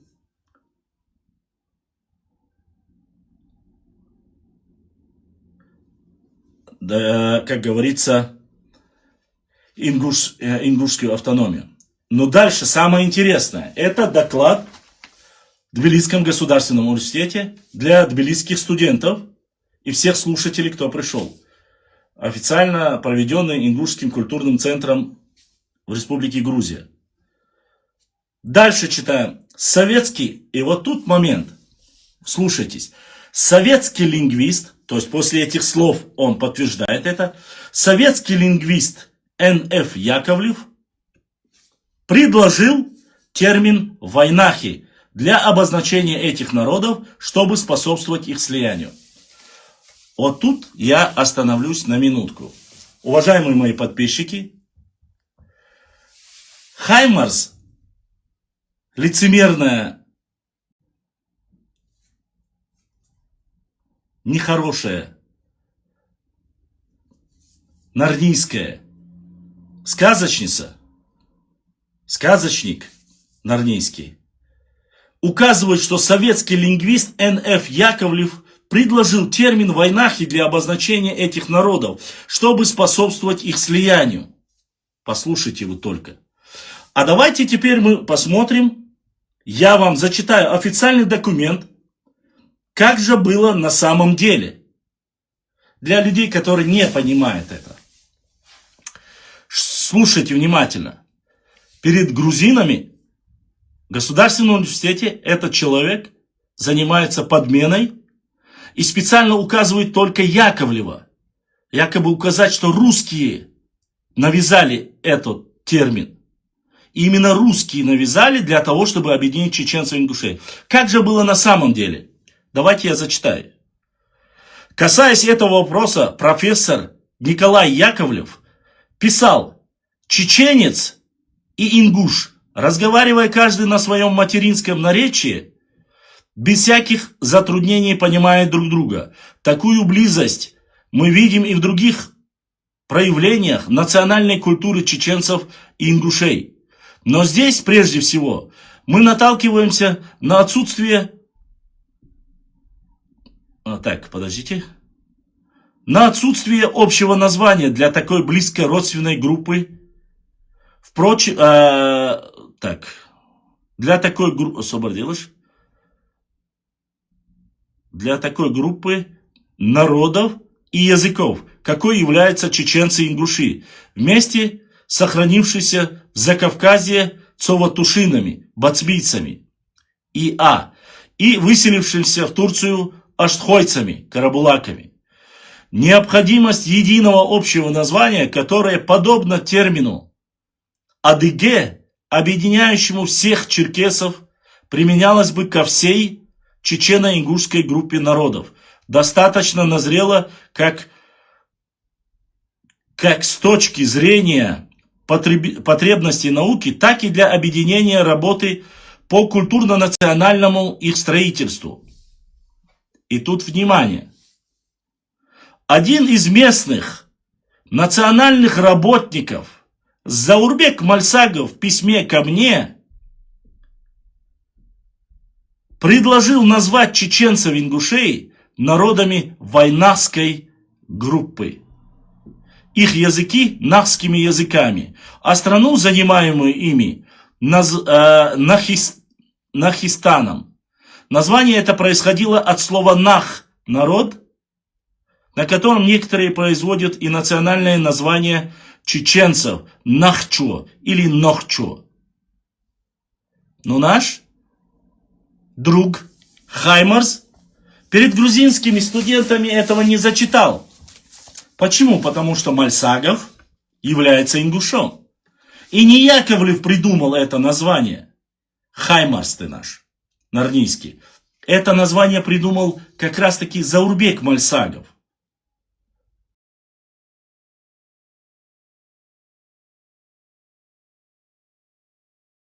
И он предложил Яковлеву Н.Ф. название войнахи. Это официальная цитата. Вы можете ее найти и прочитать. Но Хаймарс это вырезал, чтобы перед грузинскими студентами Заурбек Мальсагов, являющийся коренным ингушом, предложил это название. И это решение было принято. Так, зависает, да? До сих пор зависает.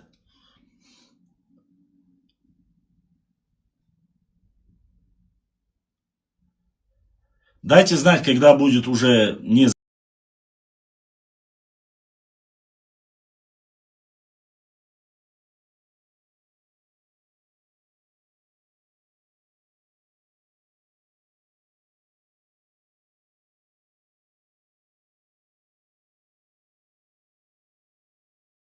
зависать.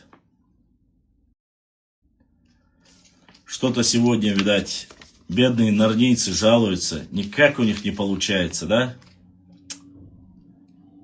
Додо, скажи мне, слышь нормально, все. Так вот, завис.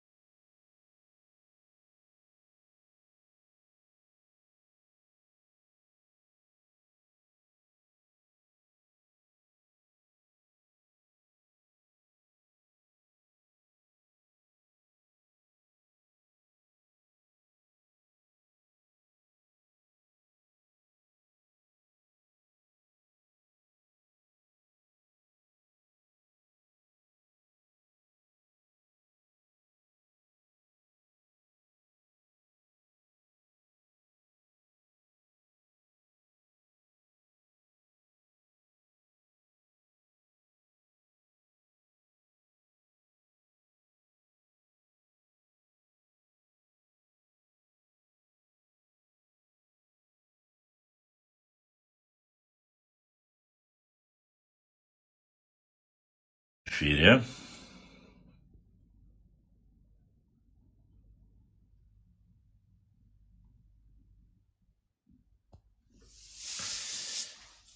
Так. Подождем минутку.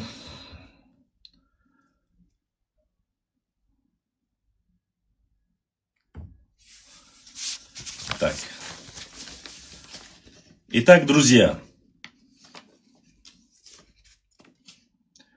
Видно, слышно хорошо, Ибраим. Отзовитесь, скажите, слышно, видно, что к чему. Дайте знать, и мы продолжим, добьем, так сказать. Долго вас задерживать не буду.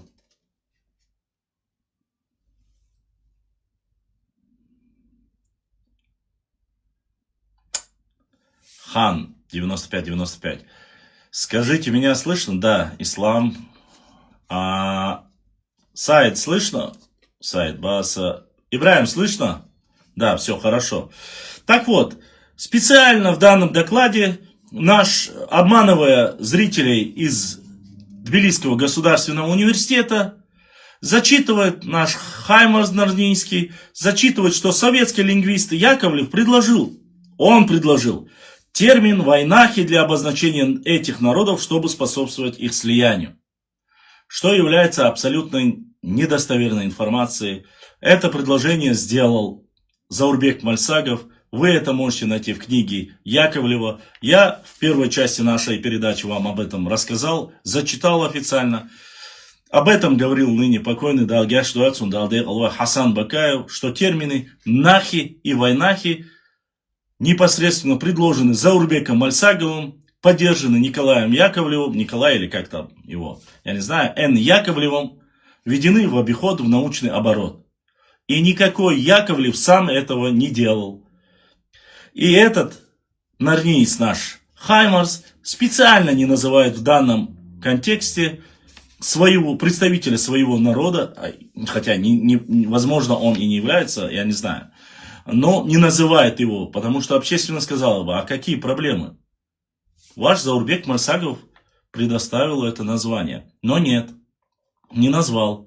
И здесь он к Яковлеву очень небрежно относится, тоже, вот он придумал, он навязал. Читаем дальше в этом же докладе. Дальше он пишет, тот он не помнит, непосредственно у нас Мальсагова. И здесь идут дальше. В первые годы советской власти были приняты директивы о создании алфавитов для бесписьменных народов и подготовки кадров для проведения родных языков. Заурбек Мальсагов создал грамматику ингушского языка, части речи. Тот же самый Заурбек Мальсагов, который сказал Яковлеву, что для объединения чеченцев, ингушей и бацбийцев под общим термином, чтобы назвал он их войнахами или нахами, и назвать государство Нахистаном. Все это вы можете найти в книге, в письме даже он сообщил. Значит, должен быть и подлинник письма, само собой, Заурбека Мальсагова. Я уверен, что он есть. В некоторых данных говорится, что Заурбек Мальсагов был помощником Яковлева. Но они, наш нарниец, это не зачитывают в Тбилисском университете. Здесь он промолчал, когда говорил, что насильственно хотели чеченцев и ингушей объединить. Говорит, упоминает только о Яковлеве, Н. Яковлеве. Причем небрежно, в принципе небрежно, не отзываясь о его прекрасных работах. В дальнейшем вы увидите, как он отзывается о нем. Так вот, здесь он уже вспоминает, Заурбека Мальсагова создал грамматику ингушского языка, части речи, но алфавит разработали до него Фома Гарипекин, вот, и Магомед Джабагиев. Очень интересно. Ну ладно, это нас не касается. Так, они не имели специальной вузовской подготовки, за исключением, то есть остальные, то есть Гарипекин и Джабагиев не имели, говорят, высшего образования, не имели к этому как бы специальной вузовой подготовки. За исключением Заурбека Мальсагова и ДД Мальсагова. То есть здесь он уже поднимает статус. Заурбек Мальсагов, он не простой человек, который бы просто позвонил или написал Яковлеву, чтобы тот изменил название для чеченцев. ингушей и бацбийцев дал название войнахи. Здесь он четко уже указывает, за исключением Мальсагова, ЗК и ДД Мальсагова, что они имели высшее образование, то есть они имели специальную подготовку. И дальше, слушайте, основную работу по исследованию ингушского языка выполняли ученые иноязычного происхождения. И тут уже идет название, смотрите, так же, как видный кавказовед Яковлев. Буквально минуты 5 тому назад он оскорбляет, говорит, что Яковлев выдумал этот термин, не упоминая Мальсагова. А теперь он оказался Яковлев, великий кавказовед, видный ученый кавказовед Яковлев. Ладно, дальше смотрим. Остальное я не буду зачитывать, там это не столько важно. Теперь переходим к оскорблениям, якобы оскорблениям. Хотелось бы, продолжение, цитирую. Там уже остальные моменты я не зачитал, это не касается нас. Хотелось бы призвать научное сообщество не поддерживать, это уже обращение мое к грузинской аудитории, который посмотрит, тот, кто посмотрит там, я не знаю, если посмотрит, кто владеет русским языком, мне интересно, почему в Тбилисском государственном университете, даже с дружественным визитом, оскорбляют ваших ученых. В моем понимании, ну да ладно, если бы это не такие темы, как войнахизация, нахизация, ичкериизация и тому подобное. Использование терминов, неприемлемых с точки зрения их восприятия, в обществе приводит к околонаучной полемике, что в свою очередь мешает культурному сближению и сохранению исторически сложивших, стабильных и теплых отношений между ингушами и грузинами. Оказывается, если грузинские ученые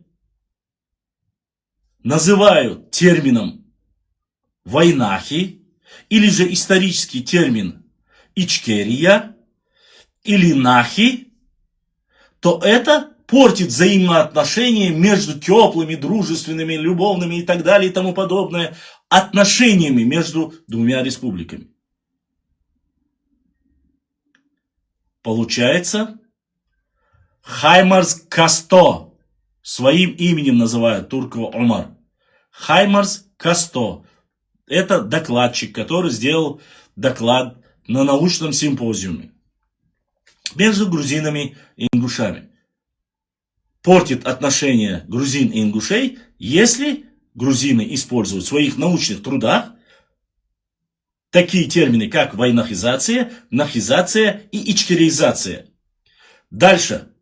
Как пример можно, и тут идет уже непосредственно работы.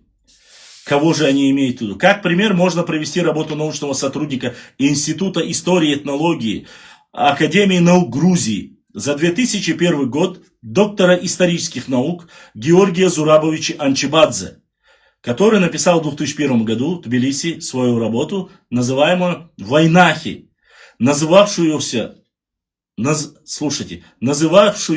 в ингушской научной среде полное неприятие по содержанию, напоминающее политагитационный материал. В 2002 году незамедлительно последовал жесткий отклик в виде статьи в научном вестнике ИНГУ профессора, доктора философских наук Абукара Хажалиевича Танкиева «Хвост троянского коня» о вреде книги Г.З. Анчибадзе «Войнахи. Чеченцы и ингуши». Затем последовала не менее прямолинейная рецензия от Сампиева Исрапила Магомедовича, профессора, доктора, запомните фамилии, Сампиев и Танкиев. Ответил на страницах журнала Института истории и этнологии имени Джавахшвили А.Н. Академии наук Грузии Анна Леби в виде статьи по поводу необоснованных критических замечаний. Ответ Г.Г. Танкиеву и Сампиеву. Прошло 20 лет, а в интернет-среде до сих пор, я прошу запомнить это название Анчибадзе и Войнахи, мы вернемся к нему, до сих пор пользуются, дальше, среди до сих пор использую книгу Анчибадзе в эти Анчибадзе и эти их взаимные баталии в виде рецензий и ответов, и это имеет негативное восприятие иногда, представляются как позиция в этом вопросе всей Академии наук Грузии, поскольку Анчибадзе является непосредственно членом Академии наук Грузии. Полемика эта никакой пользы для науки не принесла, но негатива несет в себе много. Поэтому мы призываем избегать использования термина. Поэтому мы призываем избегать использования термина «войнахи» для сохранения отношений и во имя уз, дружбы и братства наших народов. Если грузинские ученые больше будут использовать такие слова, как войнахи, войнахизация, нахи, нахизация, ичкерия, ичкеризация, дружественным отношениям конец, говорит Хаймас Касто в Тбилисском государственном университете. По его словам так и написано. Я цитирую его слова. Дальше. Из своего опыта скажу. Анчибадзе, вы запомнили, да? Г.З. Анчибадзе, войнахи. Первый ученый грузинский, на которого в кавычках наехали за то, что он назвал чеченцев и ингушей войнахами. Из своего опыта скажу, что также столкнулся в сети с работой второй ученый, профессора, доктора филологических наук Мираба Чухуа, войнахи. Данная работа не имеет никакого отношения к науке. То есть Мираб Чухуа, являющийся профессором, являющийся одним из ведущих ученых Грузинского государственного университета или вообще науки Грузинской Академии наук Грузии. Здесь человек, который не имеет никакого отношения к Грузии, обвиняет, говорит, что его работа ничего не стоит и не имеет никакой научной силы. Никакого научного отношения к науке не имеет. И история, дальше читаю, данная работа не имеет никакого отношения к науке и истории ингушского народа. Мираб умудрился даже в своей работе Ibero-Ichkerian Comparative Grammar, Ibero-Ичкерийская сравнительная грамматика, связанной с филологией, придать форму политического трактата. Профессор Мираб Чухуа пишет, что коренной язык ингушей был разделен на 3 этапа. Первое – хурита-урарское. Второе – навское языковое пространство. Вторая стадия – это ичкерийский, протонавский, который, по мнению Мираба Чухуа, является коренным языком. Из этого языка впоследствии развивались современные навские языки, такие как чеченский, бацбийский и ингушский. Это научная работа Мираба Чухуа. Ичкерийский имеется в виду Нахчмахоевский, чтобы вам было понятно. Ичкерийская область, Ичкерия имеется в виду. Это историческая область. Об этом речь идет. И это не понравилось нашему Хаймарзу Касто. Это задело его. Почему это? Что от чеченцев произошел ингушский язык. Это его очень сильно задело. И, само собой, он выливает весь этот свой словесный понос наружу. Чеченские, бацбийские ингуши. Для любого специалиста в области истории края ингушской филологии понятно, что данное утверждение субъективно, политизировано и не имеет научную почву. Но если не имеет научную почву, можно было бы это не в Государственном университете Тбилиси зачитывать, а выйти прямо с Чухуа по скайпу, увидеться или пригласить на ваш симпозиум Мираба Чухуа и ему в лицо, не за спиной, не у него дома, не в главном университете грузинского государства прийти и рассказывать вот эти байки, а позвав его. Понимаете? Поэтому, позвав его, нужно было ему в лицо это сказать, что ты антинаучной деятельностью занимаешься, что ты не и так далее и тому подобное. Но нет, здесь за спиной Мираба Чухуа приезжает в Грузию, Тбилисский культурный дом или центр, проводит симпозиум, и в этом симпозиуме второй ученый, профессор, на которого наезжает. В данной работе Мираб Чухуа обращается к научному сообществу Грузии и ко всем кавказцам с требованием заменить в научной среде этноним чеченец на ичкириец, ичкирийский народ. Опять же повторюсь, я доклад Мираба Чухова не читал, не видел его в такой форме. Хочу сделать. Так как они заслужили это своей многовековой борьбой, и этноним чеченец неприемлем и оскорбителен. Как я понял из данной работы активное участие в данном филологическом исследовании приняла и специалист по табасаранскому языку, профессор, доктор филологических наук Цира Барамидзе. Третий ученый, которого пытаются оскорбить и сказать, что занимается антинаучной деятельностью, что они не владеют информацией в Тбилисском государственном университете. Там нету ни Циры Барамидзе, ни Мираба Чухова, ни Анчибадзе. Всех троих нету, но их обижают, грубо говоря, их в кавычках оскорбляют, принижают их научную работу, их деятельность, их труд за то, что они упомянули где-то термины вайнахи, нахи или же ичкери, или ичкеризация. В Тбилисском государственном университете, прошу, чтобы было понятно, не где-либо там представитель, опять же, государства Финляндии, я так понимаю сейчас. Дальше. Обсуждение этих работ в интернет-сети данных представителей научной среды Грузии переросло в полную конфронтацию и обмен взаимными оскорблениями, что, несомненно, никого не красит и дискредитирует науку. Чеченцы в этом не принимали участия, однако чеченцам ясно и понятно, что все это обсуждается Хаймарсом только из-за его ненависти к чеченскому народу и чеченофобским выкрикам и взглядам. Вот и все. Дальше. Мы призываем ученый мир, здесь заключение, уже заканчиваю. Мы призываем ученый мир оставаться на страже науки, так как политики преследуют цели тактические, и результаты научных исследований входят в сокровищницу мировой культуры. И в конце хотелось бы донести единое мнение ингушской научной интеллигенции по поводу, я прошу заметить,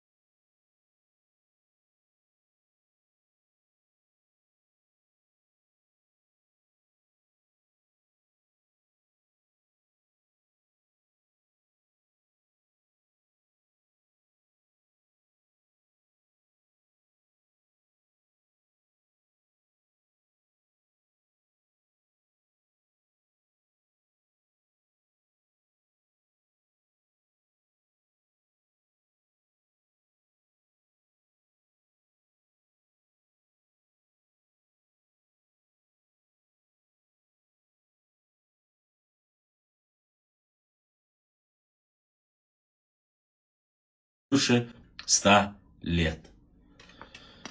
Конец цитаты.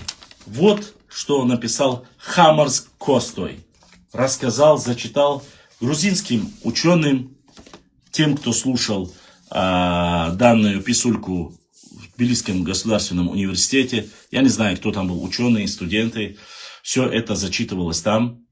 Все это доводилось до них. Оскорбляя как минимум 3 ученых. Я про Мираба и Ция Барамидзе я не буду, конечно, затрагивать данные. Мне просто стало интересно. Я вам показал, где убрали от Яковлева Мальсагова. Вы должны сами принять решение. Вы поймете, о чем речь идет. Мне стало интересно. В отличие от нарнийцев, у нас есть возможность. В чем же проблема? Мне стало интересно, в чем же проблема Анчибадзе?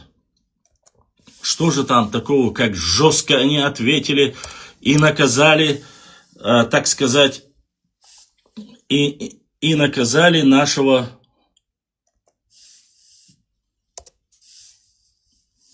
Георгия Анчибадзе. Так вот, чтобы стало всем известно, мы не поленились, опыт у нас работы есть, прекрасно, мы уже умеем разоблачать нарнийцев. Посмотрим же, что же написал по поводу данной ситуации. Оказывается, Георгий Анчибадзе увидел выпады нарнийцев, о которых не зачитал наш так называемый Хаймарс в своем докладе. Я хочу, чтобы вы послушали ответ. Ответ. Я постараюсь быстро его зачитать для вас. Здесь три страницы. Прошу минуточку внимания. Что же написал Георгий Анчибадзе по поводу необоснованных критических замечаний?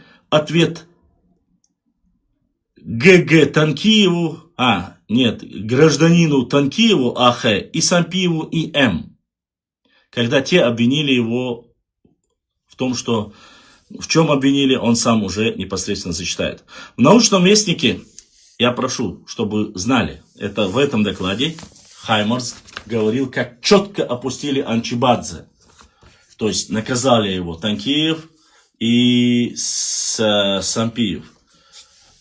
А теперь послушаем, что же в ответ написал Георгий Анчибадзе по поводу необоснованных критических замечаний. В научном вестнике Ингушского государственного университета за номером 2002 опубликованы две рецензии по мнению... Послушайте, две рецензии на мою книгу, на мою книгу «Войнахи. Чеченцы», в скобках ингуши. Авторы этих рецензий, заведующий кафедрой философии Ингушского государственного университета, доктор филологических наук Танкиев А.Х. и политолог, главный редактор научного вестника, кандидат философских наук Сампиев И.М. Как видим, И.М. написали статьи. Как видим, философы взялись оценивать исторические по своему основанию содержанию, по своему основному содержанию труд. И отзывы их весьма негативные. Разумеется, ни одна... Дальше продолжаем. Цитирую, это прямой цитаты. Разумеется, ни одну работу нельзя назвать подлинно безупречной. Недочеты имеются и в моей книге. К тому же, ограниченный объем монографии не дал возможность в полной мере осветить все вопросы. Поэтому я был бы благодарен за ценные замечания, критическое суждение научного характера. Но в данном случае складывается впечатление, что мы имеем дело с тенденционной попыткой оппонентов, не обладающих специальной подготовкой, дискредитировать книгу. Даже под заголовок рецензия Танкиева начинается со слов о вреде книги Г.З. Анчибадзе. И дальше все идет в духе речевых штампов идеологов советского времени, громивших из своих кабинетов буржуазных фальсификаторов истории. Те же формулировки, шаблонные фразы, выражения. Так А.Х. Танкиев пишет обо мне, что я, оказывается, держал кирпичи за пазухой. Страница 94.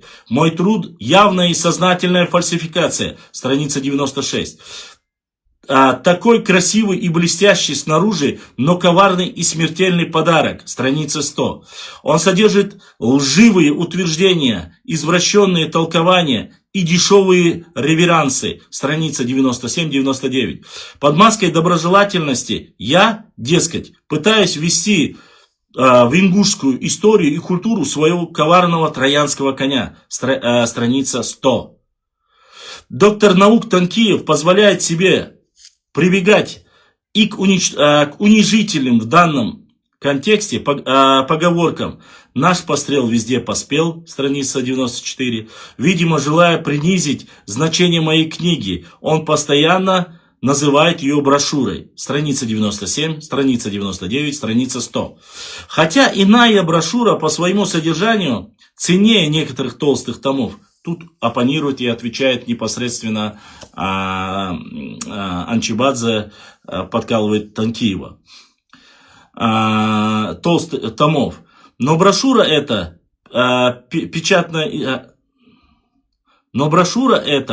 печатное издание небольшого объема, не более 48 страниц. А в моей книге, которую взялся рецензировать Танкиев, 328 страниц.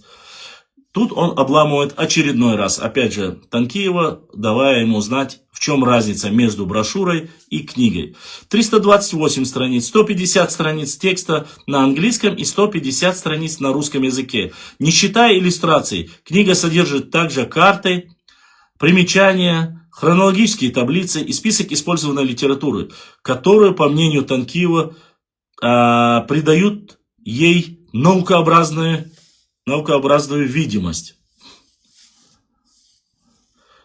Наукообразную видимость написания своего труда, страница 102. Однако тут же говорится, что моя книга относится к разряду псевдонаучной литературы.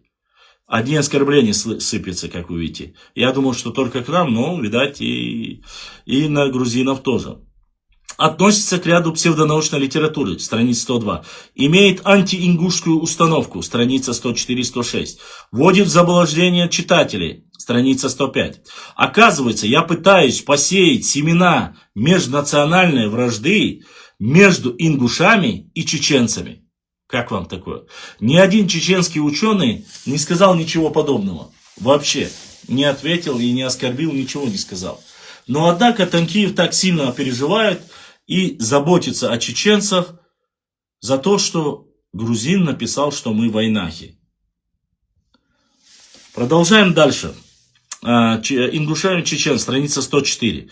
Озвучивая бредовые выдумки этих отщепенцев, отдельных чеченских шовинистов, страница 104. Тут же оскорбляет чеченцев и шовинистов чеченских на странице 104. Это Танкиев пишет об Анчибадзе в своей работе. Той самой работе великолепной, о которой говорил Хаймовский Астор. А здесь он непосредственно сам Анчибадзе отвечает ему. Страница 104. Оппонент упорно старается приписать мне выполнение какого-то социального заказа и зловредную пропаганду, страницу 107. Конструктивистской идеологии, страницу 102, 103, 105, 107, 108. А также идеология войнахизации или войнахства. Страница 105, 106, 107. Впрочем, дальше выясняется, что уже в самой ингушской ученой среде и в массовом сознании дали всходы ядовитые семена гнилой идеологии войнахизма. И Сампиеву даже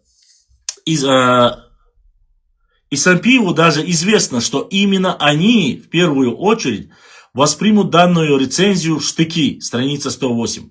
Характеристику моей работы Сампиев завершает категорическими выводами с научной точки зрения. Работа несостоятельна, с политической вредна, запятая, с этнической аморальна, запятая.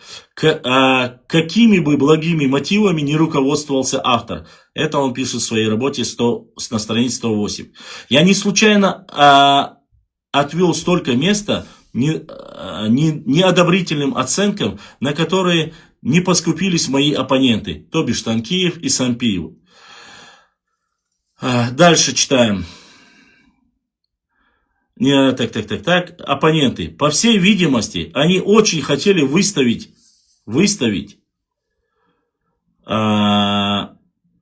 разбираемую книгу в черном свете, но, не имея на то объективных оснований, свои рецензии заполнили в значительной мере просто хулительными штампами. Весьма примечательно также, что в рецензируемом труде они не увидели абсолютно ничего позитивного. За столь серьезные обвинения в отзывах Танкиева и Сампиева находим несоизмерно мало фактического материала, особенно у Танкиева. Однако даже те замечания, которые предъявляют мне оппоненты, практически не выдерживают критики. Здесь он уже начинает давить их своей работой. Сильное раздражение оппонента вызывает, слушайте дальше, сильное раздражение Сампиева и Танкиева оппонента вызывает термин «войнах», и они упорно не хотят признавать за чеченцами право так называться. При этом сам Танкиев отмечает, что... Так.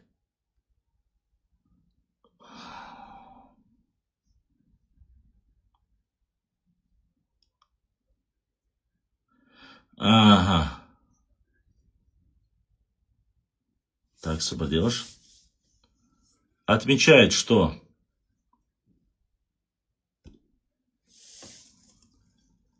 Так, Сободелыш.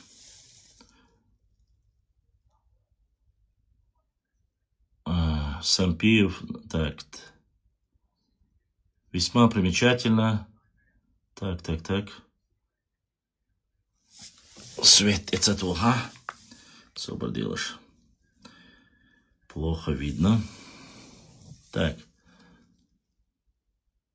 весьма примечательно, что рецензенты в труде не увидели абсолютно ничего, при этом Танкиев отмечает, что понятие «войнах», под которым имеется в виду носители ингушского и чеченских языков, ввел в научный и литературный оборот в середине 30-х годов Заурбек Мальсагов.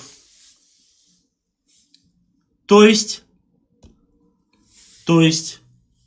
чтобы было понятно всем, кто только что зашел или изначально не был, Хаймас Косто в Тбилисском университете не упоминает Мальсагова. Он говорит, что Яковлев ввел, якобы русский Яковлев ввел в оборот, чтобы специально объединить чеченцев с ингушами и принизить, уничтожить ингушей. Но в работе сам Танкиев, на которого ссылается наш друг, говорит, что не Яковлев ввел в оборот этот термин войнахи, нахи, а именно Заурбек Мальсагов. Так говорит об этом Танкиев. Продолжим дальше. Интересное только впереди. Вот так разоблачает норнийцев, чтобы вы знали. Чтобы врать было меньше. А в оборот в середине 30-х годов Заурбек З.К. Мальсагов с целью консолидации ингушей и чеченцев. Страница 98. Разъяснение оппонента, то есть это, если вы скажете вдруг, что это придумали чеченцы или Анчибадзе, вы можете найти доклады этого Танкиева, книгу или доклад, что там он сделал, рецензию оставлял на книгу Анчибадзе. И на странице 98 вы найдете эти слова, точнее это предложение. Разъяснение оппонента, разъяснение оппонента, что это произошло сравнительно недавно, имеет искусственное происхождение и является калькой с ингушской. Слушайте, войнах является калькой с ингушского вейнах, не имеет суть дела. В 19-20 веках учеными искусственно были внедрены такие этнонимы, как эстонцы, уйгуры, хакасы и другое, которые, однако, получили всеобщее распространение, укоренились также в быту. По утверждению Сампиева, такого термина, как войнах, нет ни в ингушском, ни в чеченском языке. Страница 102. Ну, это тоже вообще еще тот сказочник, конечно. И тут дальше начинает издеваться над ним Анчибадзе. Хотя дальше на той же странице оппонент пишет, вот я удивляюсь, что Хаймарс в этом докладе в Грузии буквально на одной странице говорит одно, через 5 минут сам себя опровергая, показывает, что он лжет, говорит обратное. То же самое здесь делает Сампиев. И здесь это указывает Анчибадзе. Галга и ингуши не имеют названия войнах. И цитируя это место, оппонент искажает текст вместо слова названия. Сейчас убрал. Чеченцы все... По утверждению Сампиева, такого термина, как войнах, нет ни в ингушском, ни в чеченском языке, страница 102. Хотя дальше на той же странице оппонент пишет, чеченцы же вообще освоили термин «войнах» только в конце 80-х годов 20 века. Чеченцы вообще начали говорить «войнах» только в конце 80-х годов 20 века. Ну, Сампиева, видать, есть какие-то более серьезные вещи, доказательства. Дальше. Сампиева возмущает мысль, проведенная в моей книге, что чеченцы и ингуши, помимо национальных самоназваний нохчи, чеченцы, и галга, ингуши, имеют также общее название вайнахи. Цитируя это место, оппонент искажает текст и вместо слова «название» в конце цитаты пишет «самоназвание». Страница 103. Ну, уже поняли, да? Подмена понятия. А это Анчибадзе заметил сразу. Что заметил, точнее, Георгий Анчибадзе сразу. Страница 103. Таким образом, слово «название», превратившись у Сампиева в самоназвание, наконец, видоизменилось в самосознание. Неудобно напоминать ученым мужам прописную истину, что термин «войнах» давно утвердился в научной литературе как собирательное название чеченцев и ингушей. Приведу несколько примеров научной популяризации издания «Моя Чечено-Ингушетия». Неоднократно упоминается родоплеменной группе вайнахов, предков современных чеченцев и ингушей. Известный этнолог Н.Г. Волкова в своей монографии пишет «Вайнахская этническая общность» в 18-й первой половине 19 веков, включая чеченцев и ингушей в их локальными группами. В фундаментальном обобщающем труде, здесь он уже начинает уничтожать Сампиева и Танкиева этими терминами, история народов Северного Кавказа древних времен с древних времен до конца 18 века написано крупнейшие учеными кавказоведами Москвы, Ленинграда, Северокавказских республик и Грузии. Чечено-ингушские племена также нередко упоминаются под собирательным названием «вайнах». В энциклопедии «Народы и религии мира» отмечается, что «вайнах» – общее самоназвание чеченцев и ингушей. Термин «вайнах» «наши люди» употребляется и в обычной речи. В частности, я слышал от чеченцев, что в годы ссылки в 1944-57 года они так называли ингушей, отличая их от представителей других национальностей. Абсолютно верно, так и было. Можно также вспомнить,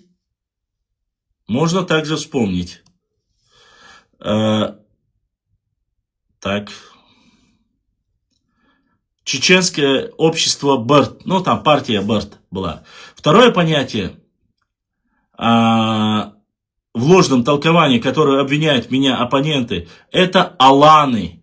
Танкиев пишет, что и так далее, и тому подобное, но аланы меня это не касается.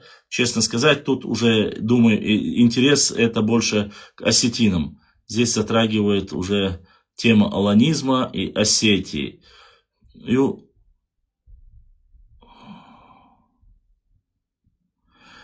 Данную работу с Анчибадзе я обязательно, она содержится на 5 страницах, я опубликую, точнее, я отправлю Ибрагиму, он выставит это в онлайн формате на сайте dzurzuketia.com. Там вы можете подписаться на сайт dzurzuketia.com и прочитать. Об аланах там тоже есть. Здесь написано. Сейчас. Здесь не только затрагивается, в более мягкой форме упрекает меня по этому поводу Сампиев, Анчибадзе. Вряд ли стоило однозначно утверждать об ираноязычных аланах и так далее. Действительно, при настоящем положении дел на Кавказе история, к сожалению, становится одной из болезненных точек межнациональных взаимоотношений. Однако я считаю, что сегодняшняя проблема должна влиять на освещение истории многовековой давности. Поэтому открыто излагаю свои суждения в прошлом, вне зависимости от того, какая у меня позиция относительно современных политических проблем. Поступи я иначе, скорее всего, оказался бы в плену идеологических влияний. Сампиев спорит также относительно древних дзурзуков. Он пишет, что я постоянно допускаю подмену терминов дзурзуки древнегреческих летописей, древнегрузинских летописей на вайнахов. Между тем, по мнению оппонента, географическая локализация дзурдзуков при сопоставлении с данными археологии и сведениями древнегреческих и римских историков не вызывает сомнений, что прямыми потомками дзурдзуков являются именно современные ингуши. Страница 105. Вот оно что.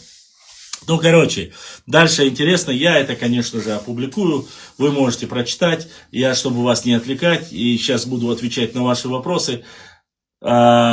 Здесь Георгий Анчибадзе разносит их в пух и прах. Вы видели подмену понятий. Даже получается так, что говорит Танкиев, Хаймарское 100 пытается переврать, потому что он не вкладывает здесь, не выкладывает, что термин «войнахи» ввел Заурбек Мальсага в 30-х годах. Это только хотел указать на Яковлева, чтобы показать русских для грузинской аудитории плохими. Вот что он делает в данной ситуации, что насильственно их хотят ассимилировать и так далее, чеченцев и так далее. Зачем? Еще раз повторюсь. Российская империя разделила чеченцев и ингушей, по сути. Если бы она бы хотела создать из ингушей чеченцев, она бы не сделала бы округ ингушским, она бы его сделала очередным бы каким-нибудь маленьким районом Чечни или маленьким Тукумом 9 или там 10 Тукумом Чечни, не больше, если бы Российская империя была в этом заинтересована, поскольку они-то и по сути своей являлись завоевателями, и вся власть была у них, вы же так сильно восхищаетесь, вы же подписали, как говорится, и договор, и все остальное. Не нужно тогда сегодня каким-то странным образом оскорблять и говорить, что вас насильно во время Кавказской войны хотели сделать чеченцами. Кто хотел? Берже, который указывает на некоторые документы. Да, он указывает, что мы это единый народ, и никто не оспаривает. Он не врет, потому что на тот период было все так. Не было таких, как Хаймарс, не было таких, как остальных. Я, конечно, с работами ни Сампиева, ни Танкиева не читал, не интересовался. Но поскольку он сделал доклад, привлек мое внимание, я нашел данный документ и нашел опровержению. Вы видите документ Георгия Анчибадзе, который в пух и прах разнес просто-напросто двух философов. Получается именно так, потому что работа Анчибадзе не подверглась никакой критике, не изменилась. Книга вышла в Тбилиси, 2000 Кавказский издательский дом его выпустил в 2001 году. Тут по ходу, по-видимому, и об осетинах он хорошо отзывался, что они причастны к аланскому государству. Тут, оказывается, он и чеченцев, тоже, точнее, в войнахе указывается, что в Дзурдзуке это являются и чеченцы, и ингуши. Но здесь Сампиев пытается сказать, что якобы по археологическим раскопкам, интересно мне, Сампиев, где же ты сделал такие археологические раскопки, что именно Дзурдзукетия или Дзурдзукские ворота оказались только в Ингушетии? Никто не смог, а ты смог. Это, наверное, как со столицей, наверное. Ну да ладно, я не буду сейчас углубляться. Георгий Анчибадзе разнес в пух и прах все эти нападки, сказки. Интересный момент из данного ответа Георгия Анчибадзе. Я заинтересовался, мне понравилось. Я буду теперь делать укор. Благодаря этому симпозиуму я узнал, что есть какие-то книги, оказывается, не чеченского происхождения, а именно грузинского происхождения, где пишут про чеченцев хорошо, и это многим не нравится. Что касается войнахов, к этому термину, как мы относимся, и что якобы мы первые начали идти против них, вот они против войнахов, а вот на самом деле не войнахи, а вейнахи. Послушайте, друзья, вы говорили, что это анонимные какие-то там скрытые боты, которые говорят от себя. Но по научной работе одно и то же пишет Танкиев, Сампиев. И эти же комментарии мы видим под нашими постами, где вы говорите, что на самом деле эти норнийцы не нашего происхождения. Ну, почему-то эти норнийцы не вашего происхождения. Я не про народ говорю, а именно про норнийцев. Пишут тексты и цитаты ваших ученых, таких как Танкиев, Сампиев и так далее и тому подобное. Очень странно. Это заметил, в принципе, и сам Георгий Анчибадзе. Ва алейкум ассалам. Вот так сегодня, уважаемые друзья, мы разнесли пух и прах кукушку из Финляндии, которая пыталась своим образом подделать документ, в данной ситуации исторические документы, и навязать нам, опять же, при том, что они идут налаживать взаимоотношения со своими соседями, братьями, грузинами, можно было это делать, не затрагивая чеченский народ. Без нас.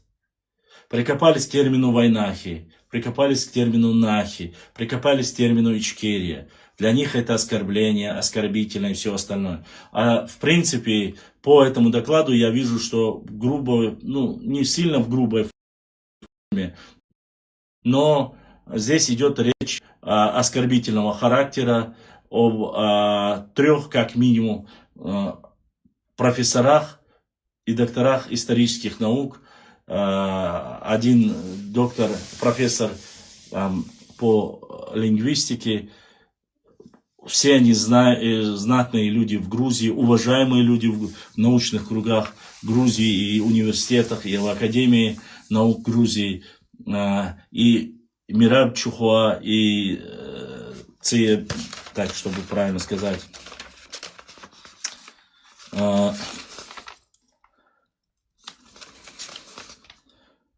Так, Георгий Зурабович Анчибадзе, доктор исторических наук. Другой профессор, доктор филологических наук Мираб Чухуа, профессор Мираб Чухуа. Он также. Потом идет Ция, доктор филологических наук Цира Бирамидзе. Всех троих оскорбляет какой-то недорощенный, как бы сказать, Самоделкин из Финляндии, историк, политолог, независимый исследователь, пытается в Тбилисском государственном университете оскорбить непосредственно ученых, знатных ученых Академии наук Грузии. Все молчат, все промолчали в данной критике. Я еще раз считаю, что не нужно было упоминать чеченский народ для этого семинара в первую очередь. Второе, нужно было позвать непосредственно Мираба Чухуа, Цира Бирамидзе и Георгия Анчибадзе, пригласить их и прямо им в лицо сказать, что вот здесь вы слукавили, вот здесь вас поставили на место Танкиев, Сампиева и так далее и тому подобное, или там кто там, 3-е, 10-е. Для налаживания взаимоотношений с грузинским государством, с Грузией, наши братья и соседи ингуши могли обойтись без упоминания чеченцев. Чеченцы насильно не привязывали ингушей, насильственно не ассимилировали их, не предлагали ввести эти термины войнахи, нахи, ичкерия и так далее и тому подобное. Здесь непосредственно Георгий Анчибадзе говорит, что его упрекают, а кстати точно так же упрекали и Мираба Чухуа, и Циру Бирамидзе, что якобы их подкупили чеченские чиновники в различного периода. Получается, что в один период, а это все, чтобы было понятно, книгу «Войнахи» и чеченцы и ингуши Георгий Анчибадзе написал в 2001 году. В Чечне шла вторая война. Самая активная кровопролитная война, вы знаете, из 2 чеченских последних войн.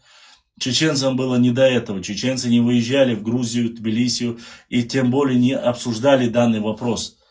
Без самих чеченцев, обвиняя чеченцев, там, допустим, обвиняя Анчибадзе в том, что якобы он продвигает или получил какую-то поддержку или за политический заказ от чеченцев, чтобы они написали где-то войнахи. Я с уверенностью на 100% хочу сказать, что совесть и Мираба, и Циры, и Георгия Анчибадзе чиста, и что никакие чеченцы их не подкупали ни за что и никогда этим не занимались. Ва алейкум ассалам. Они честные, порядочные люди со своими политическими взглядами, со своими научными докторскими степенями. И какой-то чувак, который приезжает из Финляндии, Чекиндезбен, пишет, пытается заниматься нравоучением, говорит им: не пишите войнахи, не пишите нахи, не пишите ичкерии, это нас оскорбляет, это может привести к нашему полному разрыву наших взаимоотношений. Кто тебя, допустим, непосредственно делегировал? Но по докладу он говорит, что это идея и это высказывание всего ингушского народа, что они носители идеи и выражения мысли всего ингушского интеллектуала, ну, по крайней мере, так он указывает, что это мнение всех ингушей. Если их отправили в Грузию, чтобы они, налаживая взаимоотношения с грузинскими студентами или с Грузинской республикой, тем самым пытались каким-то образом задеть или оскорбить чеченцев, я этого, конечно, не понимаю.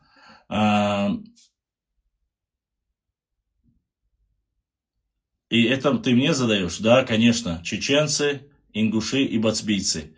К этим трем обществам относят Вайнахи и Ивлоев 024. Но так не считают ваши ученые Сампиев, Танкиев, Хаймарс, Касто. Вот. Поэтому сегодня, уважаемые мои друзья, мы разобрались. Первый мы разобрались Гаджиевым Зурабом под псевдонимом Красный Горшок. Второй из Кукушка Хаймарс Хвостой. Второй доклад вы увидели от него. Возможно, и дальше у нас следующую пятницу, субботу и воскресенье у нас есть еще 3, 4 или 5 докладов. Тоже я до вас доведу, что они пишут, как они пытаются задеть чеченский народ, где они подменяют понятия, где они оскорбляют, почему они оскорбляются, если их называют их, как говорят, нет плохой нации, есть плохие люди. Абсолютно верно. Кто обманывает, кто занимается подменой, кто где не договаривает, какие им ответы дают и почему они выставляют себя таким образом в соседнем регионе. Сегодня там, конечно же, только в основе своей косвенные доказательства. Но выйдя на доклад Хаймарса, мы наткнулись на ответ Георгия Анчибадзе, который ответил Танкиеву, Сампиеву, двум докторам философских наук. Причем жестко проехался по их лжи, приведя достаточно сильные аргументы. Но опять же повторюсь, я не знал, я вам клянусь, я не знал, что Сампиев заявлял, что дзурдзуки это являются только предками ингушей, что локализация якобы по археологическим раскопкам находится на территории ингушей. Вот такой вот бравады от человека, доктора философских наук, мы, конечно же, не ожидали и не знали. Ну, по крайней мере, тут не отмажешься. Об этом говорит сам Георгий Анчибадзе. Еще раз повторюсь, данный доклад, ответ Танкиеву и Сампиеву мы опубликуем на странице, на сайте dzurzuketia.com. В Инстаграме это маловероятно. В Инстаграме слишком 5 страниц, это будет очень долго. Сейчас, если у вас есть вопросы, я готов ответить на ваши вопросы, задавайте. Или если вы хотите со мной поговорить и чтобы было вас видно, нажимайте камеру с плюсиком в Инстаграме. И я готов ответить на ваши вопросы, на вашу критику, в чем я не прав, где я неправильно себя веду, где я неправильно отметил. По первому вопросу это про Ауховскую мечеть, которая была уничтожена. И по второму вопросу докладу некого Хамарза Костой, который сделал доклад в Грузинском государственном, Тбилисском государственном университете. Ты хочешь сказать, что ингуши не дзурдзуки? Нет, я не хочу сказать. Поскольку Нохчи и ингуши были одним народом, конечно же, они имеют отношение к дзурдзукам. Они имеют отношение и к кистинцам. Ну, если верить вашему ДНК-проекту Ивлоев 024, который говорит, что первый ингуш появился, 1 или 2 ингуша первых появились в XI веке, вы не можете иметь отношение к дзурдзукам. К кистинцам даже не можете иметь отношения. Почему? Потому что ваш ДНК-проект говорит, что первый ингуш, 1 или 2 ингуша, появились в XI веке, в 1100 году. Об этом говорит ингушский ДНК-проект. Если верить ему. Если мы убираем ингушский ДНК-проект, не верим такой науке, как генетика, то мы считаем, да, дзурдзуки имеют и кисты, это и нохчи, и ингуши. Вот так. Поэтому вот так. Задавайте вопросы. И мы посмотрим, кто же сегодня поддержал наш канал. А есть те, кто поддержал. Так, нас поддержали.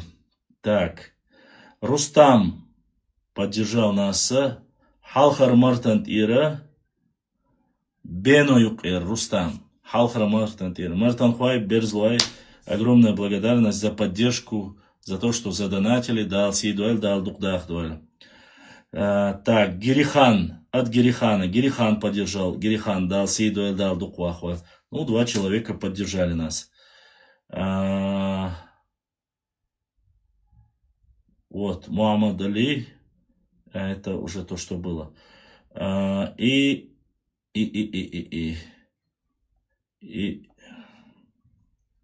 на Т-банк кто-то поддержал. 4 человека сегодня поддержали наш канал, задонатили, за что им огромная благодарность. Огромная благодарность вам за поддержку. Благодаря вашей поддержке мы развиваемся, мы работаем, мы продвигаемся, покупаем все больше и больше новых документов, новых книг. Кстати, о документах и книгах.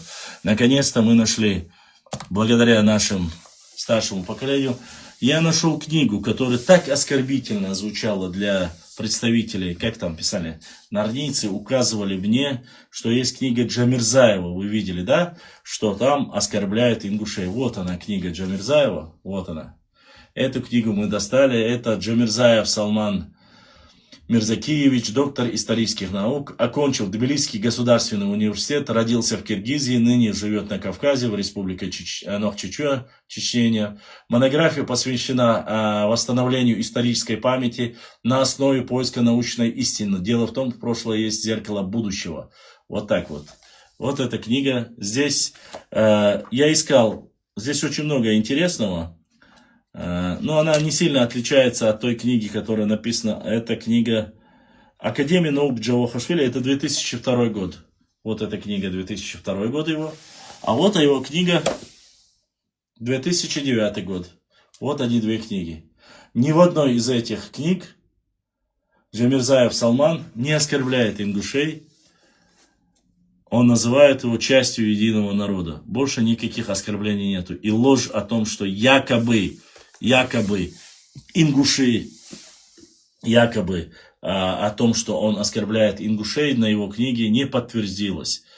Ну и, конечно же, я вам показывал, у нас есть великолепная книга Алироева и Маргашвили, Л.Ю. Называются они как? Правильно, кистинцы, нохчи-кистинцы, проживающие в Панкийском ущелье. Это новое издание 2006 года, Академия наук Чеченской Республики, комплексный исследовательский институт Российской Академии наук.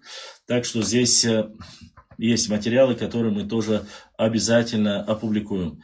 Здесь кистинский диалект, чеченский язык, перевод и так далее и тому подобное. То есть здесь очень много интересных моментов. Кистинский диалект, чеченский язык, перевод, кистинский диалект, чеченский литературный язык и так далее и тому подобное. То есть вот такая толстая книга, великолепная. Это все благодаря вашей поддержке.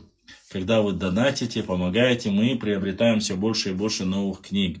Карты, к сожалению, новые мы пока не приобрели. Они немножко кусаются, поэтому мы будем пока покупать все больше и больше новую литературу. Что касается Джамирзаева Салмана, вот это его произведение, здесь очень много интересных моментов, и мы обязательно разнесем многие сказки про Дзурзукети, Аланов и все остальное после окончания нашего завершения бреда и сказок касаемо симпозиума в Грузинском университете. Дзурзуки кист ногчу пишет, башлам дави эту нечисть нарнийскую. Ну, за нами правда, мы будем только за правду, больше ничего не надо. Если нас не трогают, мы никого не трогаем. Вот так вот. Что касается, нет, сегодня нет. Обычно, когда приходит donation, так, этот вопрос прислали. Когда приходит на donation alerts, обычно Ибраим отправляет мне скрин.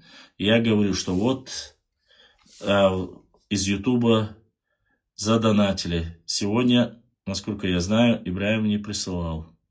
Значит, ничего на YouTube donation alerts не присылали. Так что если будет что-то, я обязательно, конечно же, скажу. Пока ничего. 4 человека задонатили. Это 3 человека на Сбербанк и 1 человек на Т-банк. Ссылку вы увидите внизу экрана. Это те, которым понравился эфир и поддержали нас своим донейшеном. Вот. Есть у вас еще вопросы?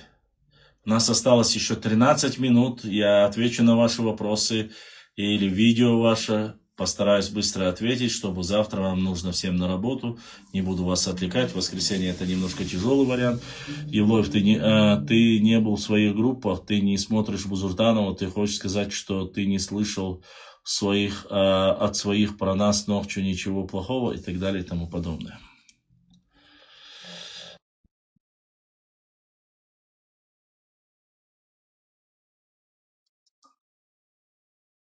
Вот так вот.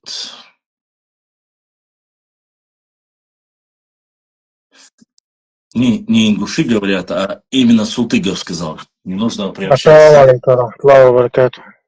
Ва алейкум салам ва рахматуллахи ва баракатуху. Молодым общаем швуем. Alhamdulillah, даваршу. Цехуй васаваш. Мухаммад яхшуа. Мухаммад, хаттар дуя. Хаттар да шуя. Да, Хахтар, да, хотел спросить, что насчет Дзурдзуки. Ты сказал то, что ингуши там говорили, то, что перепоявились там ингуши. Мухаммад, можешь дуа? 25 был. ДНК проект өзің, Алла ДНК проект. Йоус? Вот Алла ДНК проекту публикации на. Они сделали пост, когда еще он работал, сейчас он закрытый. А если ты хочешь, я могу показать тебе этот документ. После эфира пришли мне точку в директ, я тебе отправлю этот документ. Они говорят, что первый ингуш появился в 11 веке. В 11 веке. Первый ингуш появился. То есть это обозначает, все ингуши потом дальше произошли от него, чтобы было понятно. А дзурдзуки, чтобы ты знал, вообще от дзурдзуков 2 век до нашей эры. То есть до 11 века как минимум еще 900 лет. То есть через 900 лет только появляется, когда появляется название дзурдзуки, через 900 лет ваши генетики говорят, появляется первый ингуш. Тогда мне скажи, как они могут быть дзурдзуками, если первый дзурдзук появился до первого ингуша за 900 лет? Вот я что говорю. Если ваши генетики врут, если ты говоришь, наши ДНК генетики врут, и это неправда, тогда я тебе говорю, да, кистинцы, дзурдзуки, это и Нохчи, и Галга. Потому что мы один народ. Все. Больше нету третьей версии, не может быть. Потому что в древности мы были одним народом. Потом разошлись. Но ваши генетики сказали, что появился первый ингуш в 11 веке. Я никак не могу сказать, все, кто появился до 11 века, их назвать ингушами. Они не могут быть таковыми. Потому что они существовали до появления первого ингуша. Ты же не можешь быть до появления своего отца, сказать, что ты от своего отца. То есть хадауи, масала бахаса. Вот ты сын своего отца, да? Ты же не можешь появиться раньше своего отца. Можешь ты появиться? Конечно, нет. Вот то же самое получается. Дзурдзуки были во 2 веке до нашей эры, до рождения Исы, пророка, алейхиссалам.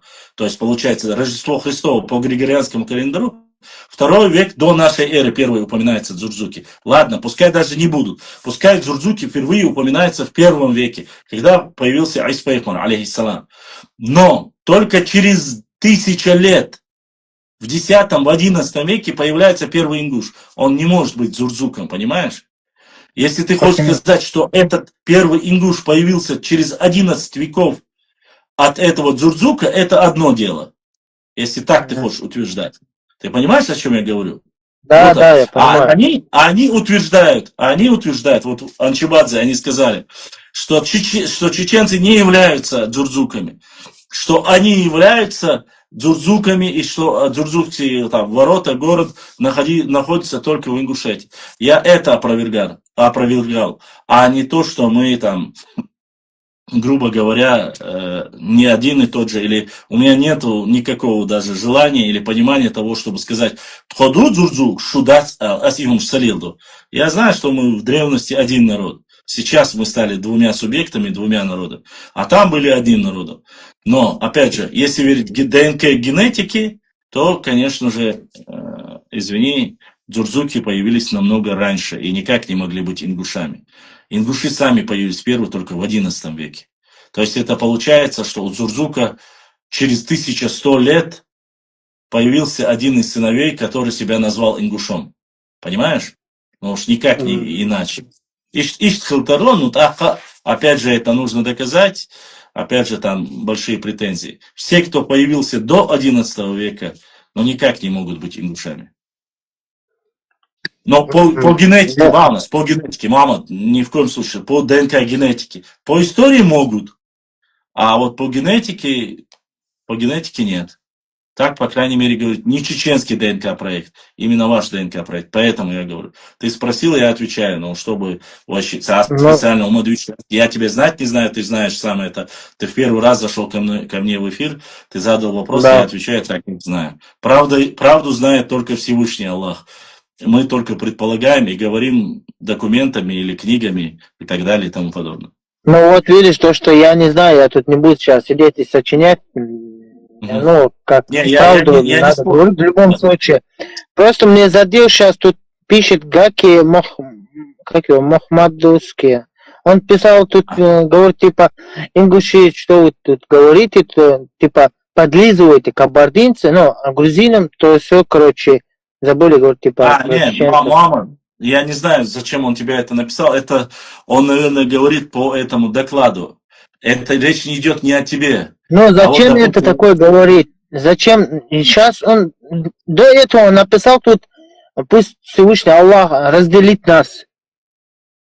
Я этого, честно сказать, не знаю. Тебе нужно, мама, тебе нужно зайти к нему в директ и поговорить между собой.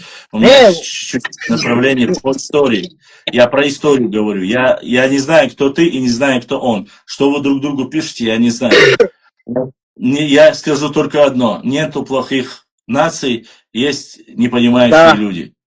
Если непонимающие люди должны пойти в директ друг к другу и пообщаться между собой, там выяснить обстоятельства. Здесь мы общие, здесь все разные, поэтому кто хочет, задает вопросы, кто нет. Я не вижу смысла сейчас ему директ ему писать, по-моему, он ненавидит ингушей, я не знаю, что он хочет от ингушей. Я не знаю. Сколько я здесь на севере работаю, уже 4-5 лет уже, практически большинство я встречаю именно чеченцев, 80%. И у меня не было такое, если прям точно сказать, было там недопонимание с пацанами, ну, с подростками. А так до 30 лет, до 40 лет с пацанами, ну, как со своими родными братьями я относился. Ну, я имею в виду, здесь, как по 4-5 месяцев, как мы работаем, у меня нет, ну, у нас такое не было, я имею в виду, то, что вы такие, мы такие. Мамад, это сейчас ты немножко не та тема, я тебе поясню. Здесь речь не идет о простых людях. Здесь речь идет это я знаю, я знаю, что я хочу сказать. В последнее время у нас начал, вот год-два назад начали разделять нас по всем соцсетях, в Инстаграме, везде. Нет в войнах есть чеченцы, нет в войнах есть ингуши. Я не могу понять, почему хочет нас разделять. Да, конечно. Но это, мама, не последние 2 года. Я думаю, что это началось все-таки с 18-го года пошла эта тема. Ну, как я понимаю, я говорю, может и раньше. Может быть, ты просто не интересовался этими делами, тебе это не нужно было, и правильно. Потому что лучше заниматься работой, дружить со своими братьями, вести себя нормально. А если нет, то не сильно влазить в эту тему. Почему? Потому что я, допустим, веду только диалог именно против тех людей, кто занимается подстрекательством, обманывает, занимается ложью, поэтому им цахлит рашлиш, усо пич нах и мабит бахас, юпит ур мабал бахас, шейнцаву мадиц бахас и бахас. Да.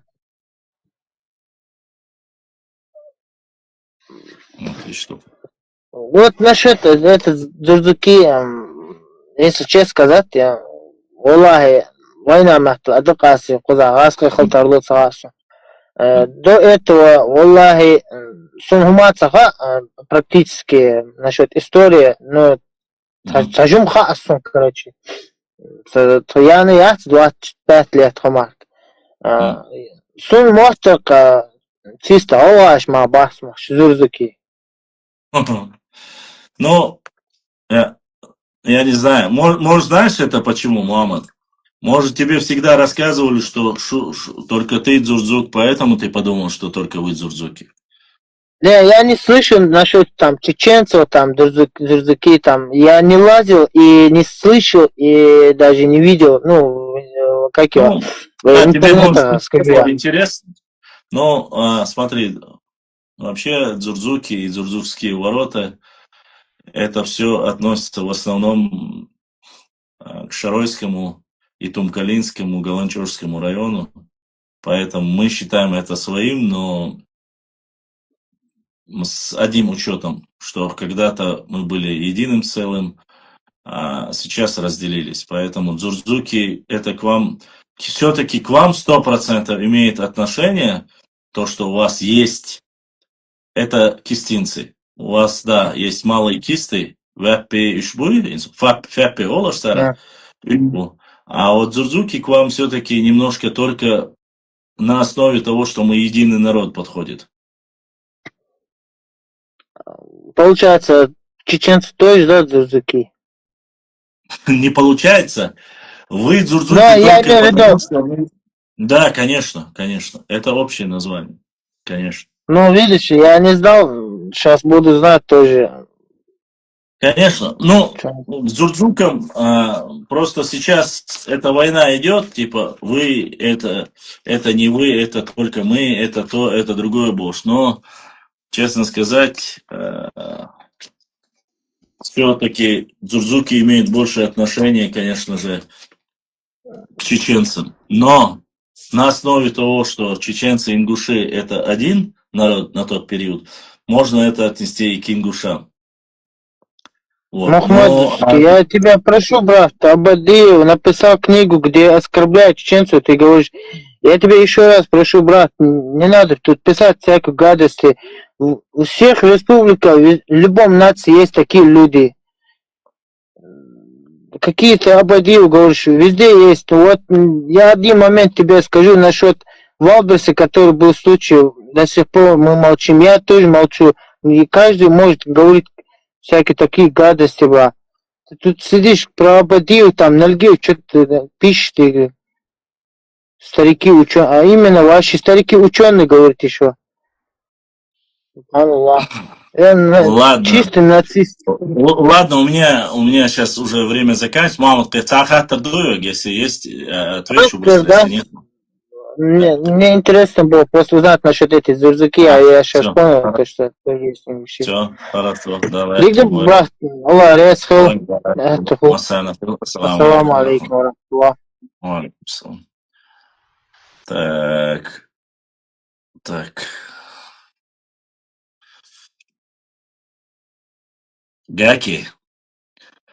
Цапьечхальч, он не в теме вообще. Адвита, ты говоришь, уже зная все, апеллируешь документами, я тебя понимаю.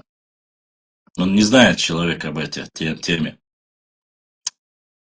Ты же видишь, что он говорит. До сих пор считал, что дзурзуки только имеют отношение к ним. Поэтому это не столь важно.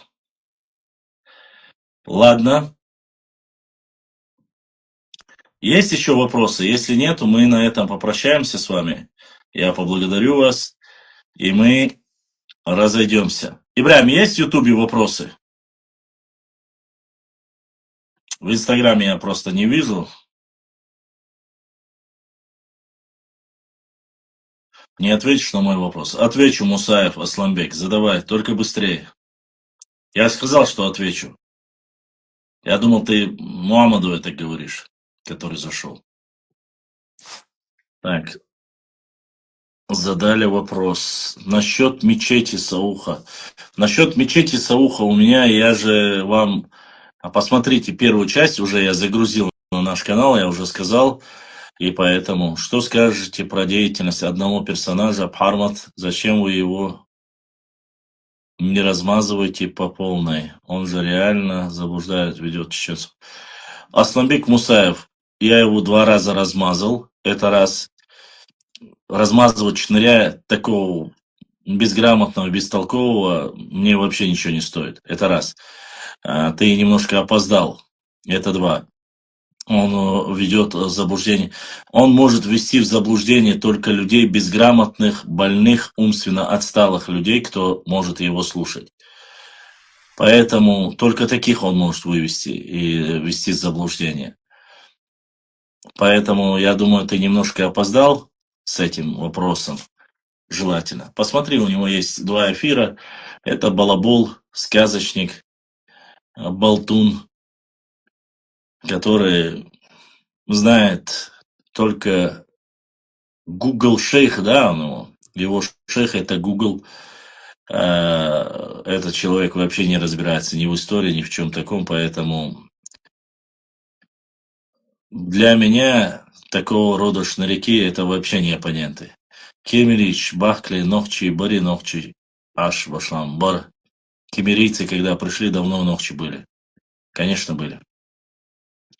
Кстати, Джамирзаев Салман об этом. Я же про кемерийцев зачитывал, вам рассказывал Ахри Салмасан. Про кемерийцев я вам зачитывал уже. Целая статья, они как слились, небольшая часть из них слилась с нашим народом. Про кемерийцев, про всех остальных, если хотите, я обязательно после... Сколько у нас осталось докладов? Так, посмотрим. Романовского мы не зачитали. Они не такие большие будут, как остальные. За один день можно будет все 3 даже пройти. Тут немного касается чеченцев. 2, 3, 4. Ну, этот, который оскорблял чеченцев, мы уже закончили. 4. 5 осталось. 3 закончили мы. 3 доклада мы уже закончили, осталось 5. Но я думаю, что в следующий эфир мы начнем чуть раньше, и все 5 я закончу. Здесь совсем немного, понемножку осталось. Вы поймете, где они лукавят, где они задевают чеченцев. В остальном, конечно же, нас это не касается. Все, что касается нас, я затрону. Что касается мечети, посмотрим, каковы будут дальнейшие действия. Как отреагирует на вандализм, возможно, власти Республики Дагестан, как они отреагируют или не отреагируют, или как, с чем все это закончится. Аллаху алям. То, что это неправильно, несправедливо, ни по каким канонам, ни соседским, братским, шариатским, исламским, светским законам, это неправильно. Это мы уже тоже рассказали и сказали, поэтому я надеюсь, что вы... Еще хочу вам небольшую подсказку. В следующую пятницу, в субботу и воскресенье, эти 3 дня, если я останусь живым, если у меня будут, конечно же, возможности, технические, финансовые, я обязательно проведу эфир по и докладам, и отвечая на ваши вопросы. Я хочу, чтобы вы сделали один вариант. Посмотрите, все, у кого есть телефоны, вы можете на себе же самому написать короткие вопросы, которые бы вы хотели бы услышать. Да? 5, 6, 10 вопросов. 1 строчка, 2, 3, 10 строчек. Скидывайте себе на WhatsApp, оставляйте. Потом по одному каждому, пускай они у вас стоят. Потом, когда вы придете, скопировать просто, отправить в Инстаграм. Скопировать, отправить в Инстаграм вы можете не писать прямо в эфире, и у вас можете 10, 20, даже хоть 100 вопросов мне задать во время эфира. Если я знаю, отвечу, если не знаю, скажу простите, не знаю, не осведомлен в данном вопросе. Поэтому я очень прошу вас быть активными. Раньше я бы, конечно, мог бы зайти, провести эфир в Ютубе. Если я провожу эфир в Ютубе, я оставляю Инстаграм. Если я провожу Инстаграм, у меня Ютуб, Инстаграм, ТикТок подключается. Но уже, видите, сегодня у меня нету Телеграм. Телеграм тоже канал хотят, чтобы вместе с ним. Но иногда у меня получается одновременно провести везде, на всех социальных сетях. Но это зависит, опять же, я вас прошу понять. Во-первых, что Telegram, что Instagram, что Facebook и что YouTube частично, они под блокировкой России. Нужно сделать все это через VPN. VPN должен быть хороший, чтобы не тормозил, а Wi-Fi. Если у вас Wi-Fi слабый или, не тянет, и плюс VPN, и когда ты все подключаешь, у тебя цепляется то Telegram, то Instagram. Вы сегодня видели, я мог бы провести 4-5 часов подряд эфир, но мне пришлось перезагрузить его полностью и выйти с вами снова в эфир. Поэтому прошу прощения. С техническими данными у меня всегда возникают проблемы. Я всегда говорил, к сожалению, техника у меня не ноу-хау, я эфиры свои провожу через телефон. Второй телефон уже на грани вымирания, а мне нужно одновременно через 2 телефона работать, чтобы можно было вести сразу на 3 сайтах или на 3 социальных сетях проводить прямые эфиры. Возникают вот такие вот проблемы, и поэтому есть такие моменты. Да, я изучал политологию. Нет, я не политолог, я в основном веду свой блог по истории, но знаю по политологии, идеологии, вопросы, конечно же, немножко владею данной, так сказать, наукой. И плюс, конечно же, география, культура и так далее и тому подобное. В основе своей. Это не значит, что я не знаю соседние регионы, конечно, но я пытаюсь в соседние дела не влазить, поскольку если будет вопрос, какого черта ты это делаешь, мы тебя не просили и так далее и тому подобное, мне нечем будет ответить им. Но какие-то более или менее глобальные вопросы, так сказать, могу ответить, если я знаю. Если это не противоречит, конечно, законодательству Российской Федерации, поскольку я знаю, что незнание закона не освобождает от ответственности, нужно себя вести умнее, грамотнее, поэтому желательно, конечно же, решать вопросы по истории, рассказывать интересные моменты истории, культура, география. Если есть вот такие вот лживые документы, посты и все остальное, или несправедливое отношение к моему народу, касаемо моего народа, я, конечно же, провожу стримы, провожу посты какие-то опровержения и так далее и тому подобное. Надеюсь, я ответил. Я смотрю, больше вопросов нету, Ибраим, да? Поэтому огромная благодарность в первую очередь тем 4 человек, которые поддержали наш канал, финансово задонатили. Неважно, что это небольшие суммы, неважно, о какой сумме речь идет. В любом случае, что бы это ни было, хоть одну книгу купить сможем на него, если как говорится. Огромная благодарность.